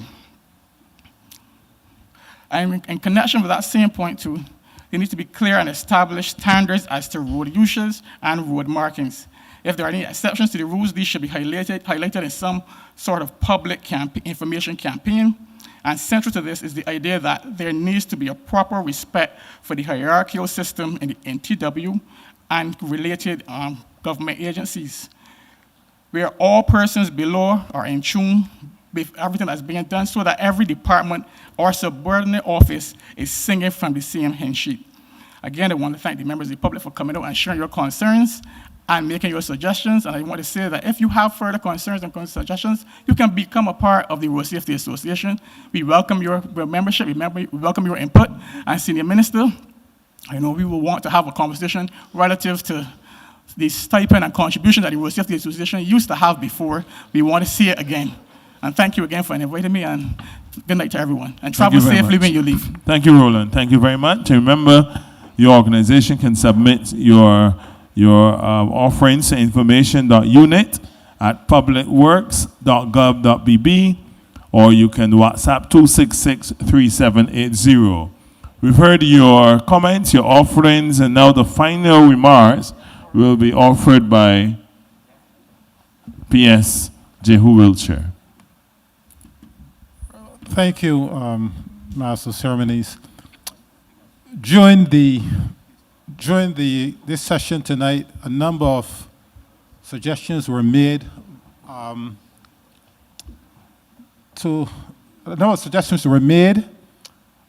WhatsApp. There's one in particular. This gentleman pleaded to me to air his suggestion. He has indicated here. It's a very long. It's a very long submission. Obviously, I'm not going to go through it, but Fabian, he was referring to the point that was made earlier in relation to the Spikestone bus terminal. He said here that the following transport hubs, that is bus stands, should be established or augmented. He spoke in terms of the Granville Williams terminal, the Princess Alice terminal, Oyston, Six Rose, Lee, Warrens, Holton, Spikestone, Belle Plaine. He said that each of them would have shorter routes within their catchment areas, hence faster turnaround times. And each would have a few longer hauls to connect to other nearby hubs for transfer purposes. Each hub will facilitate routes managed by an authority irrespective of vehicle type, omnibus, minibus, ZR, or other. He also made a number of other suggestions. For example, he said that we should have major bus routes going to and from our Lone International Airport. Passengers and staff deserve choice in transportation. He spoke of the use of geo-tracking and scheduling software to keep fleet management and communities up to date, but that is something we're going to implement. He also spoke to the fact that there are a number of highways that should be enhanced by improved road infrastructure, for example. So he has made a number of submissions. His name is Maurice Johnson. So, Mr. Johnson, if you're still watching, I have given more or less a very brief synopsis of your submissions, but we really appreciate the time that you have taken. Oh, yeah, that is my apologies. You can come to the mic. Can we give you an opportunity to come to the mic and speak to the other submission? I didn't realize that you're actually here. Okay. So you see, we're actually watching the comments because people online are saying we're not reading the comments, but we actually are. And this is actually a good example. You will be very brief, however, because I believe the PS was very extensive in sharing your ideas. Yes, he was. Thank you, everyone. Thank you, ministers, PS. I will just quickly touch on the road infrastructure. Mighty Grinder Highway all the way to the airport, and also highway to way from Warrens to Mile and a Quarter. So my idea was to put a roundabout at Brighton and at Holborn, and to make the highway continuously to the airport 4 lanes, effectively. It would take into consideration some of the other things that we talked about earlier from other submissions. Ballantine, Kingsland in particular, is a very galling scenario that is overdue for a roundabout. And widening of the road, you have 4 lanes until you get to Top Rock, and then you immediately get to 2 lanes, entering a very busy area with Coeman, a major supermarket, gas stations, a secondary school, then on to Newton and up to the airport. The Coverley area in particular, I was very disappointed to see that Lowlands, which has been causing no end of crashes and danger, hasn't been earmarked for a roundabout, even though we are doing a very good job of expanding Coverley. I think the slip lane scenario from the Bell should be used along Coverley instead of having a roundabout along that stretch. And then the road will continue up to the airport. And the congestion at the airport roundabout both of them. I think could be solved by moving the entrance roundabout east, further east, away from Pugs, if that makes anyone, now that the gas station is gone, and allow traffic to enter the airport closer to the Concorde experience, amalgamating that with the rest of the departure chaos, and literally lengthening the entire causeway in front of the airport to allow for easier traffic flows.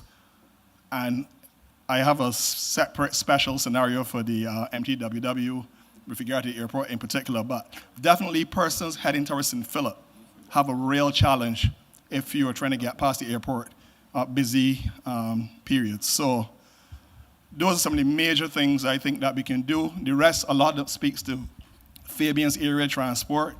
I am a firm believer in enhanced public transport. I would put down my vehicle as well if it was a lot more reliable. I'm not here to knock it. Everyone spoke about the problems we have. I think we can integrate what we have long before we get to the flyover scenario. So I await your considerations. And if you need more submissions, I'll be happy to speak to you separately. Thank you very much. More submissions are always welcomed. And I want to remind those who are present and, of course, those who are here who are also online, information.unit@publicworks.gov.bb or WhatsApp number 266-3780. Minister, final comments. Thank you all for coming and for staying the duration of the meeting. I think we got some very, very good ideas. It's also pleasant to see persons I have not seen in a long time. It's always good to see you. And it's always good to be here. I believe meetings in the North are normally very fruitful. There was a gentleman who said that normally there's not so many people in the audience, but I've found when I come to the North, whether it was in maritime or in the social, we got really good comments. And for those persons who know me, there's a very short window between the time that we say we're going to do something, or I say I'm going to do something, and when it is done. So when I say we're going to come back to the public and tell the public what our decisions are, I mean it. So I think within a month of our consultation, we will be back to say the ones we're implementing. And then you're going to see, even before we come back, in my view, we should be implementing some of these ideas all now. So MTW knows how I feel, but we will be implementing a lot of these ideas before we come back to the public.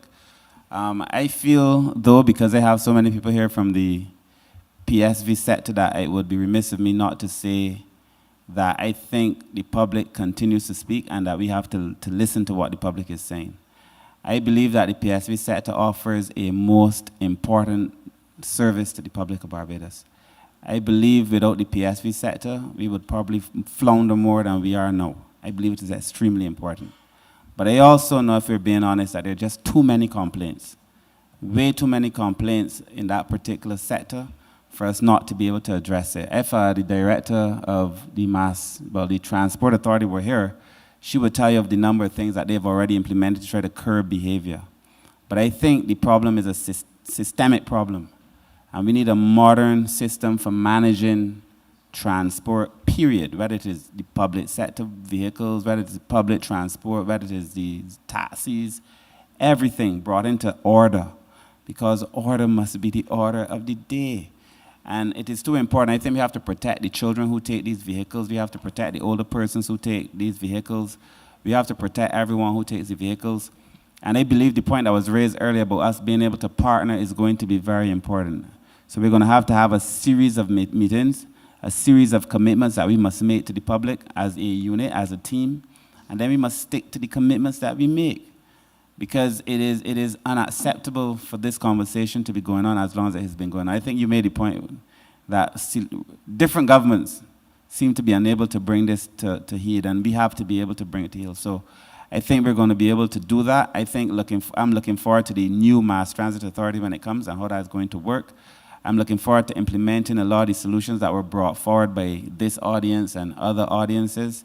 I am thankful that at this very difficult time in the country's progress and history, I happen to be the minister who lives in the North. And therefore, I understand a lot of the challenges. But I'm hopeful that the public sees that what we're doing is actually going to shape government policy. And I think we would be very disappointing if we are not able to show you exactly where your interventions have been able to make real change. And I think that is my commitment to you and to the public. So I want to thank you for coming tonight. I want to thank you for coming to the 4 sessions. We close next week, Wednesday, with Leicester Vaughan, I think at 6. I was told today that that was probably the worst choice because Leicester Vaughan area is probably where people are most upset at the moment. So hopefully by next Wednesday, people will see a little bit more progress, but we'll be at Leicester Vaughan next week, Wednesday at 6. 6:30? Is it 6:30? The permanent secretary has told me that there's a Kathy Ann online who had made some very good suggestions. She's here too?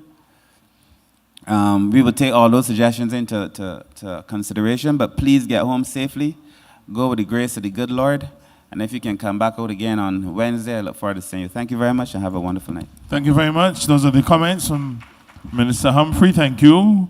And also thank the Minister of State in the Ministry, Dr. Roman Springer, Permanent Secretary Jehu Wiltshire, our Deputy Chief Technical Officer Jason Boyne, as well as Richard Austin and Trico McCarthy Bruns, Chief Licensing Officer.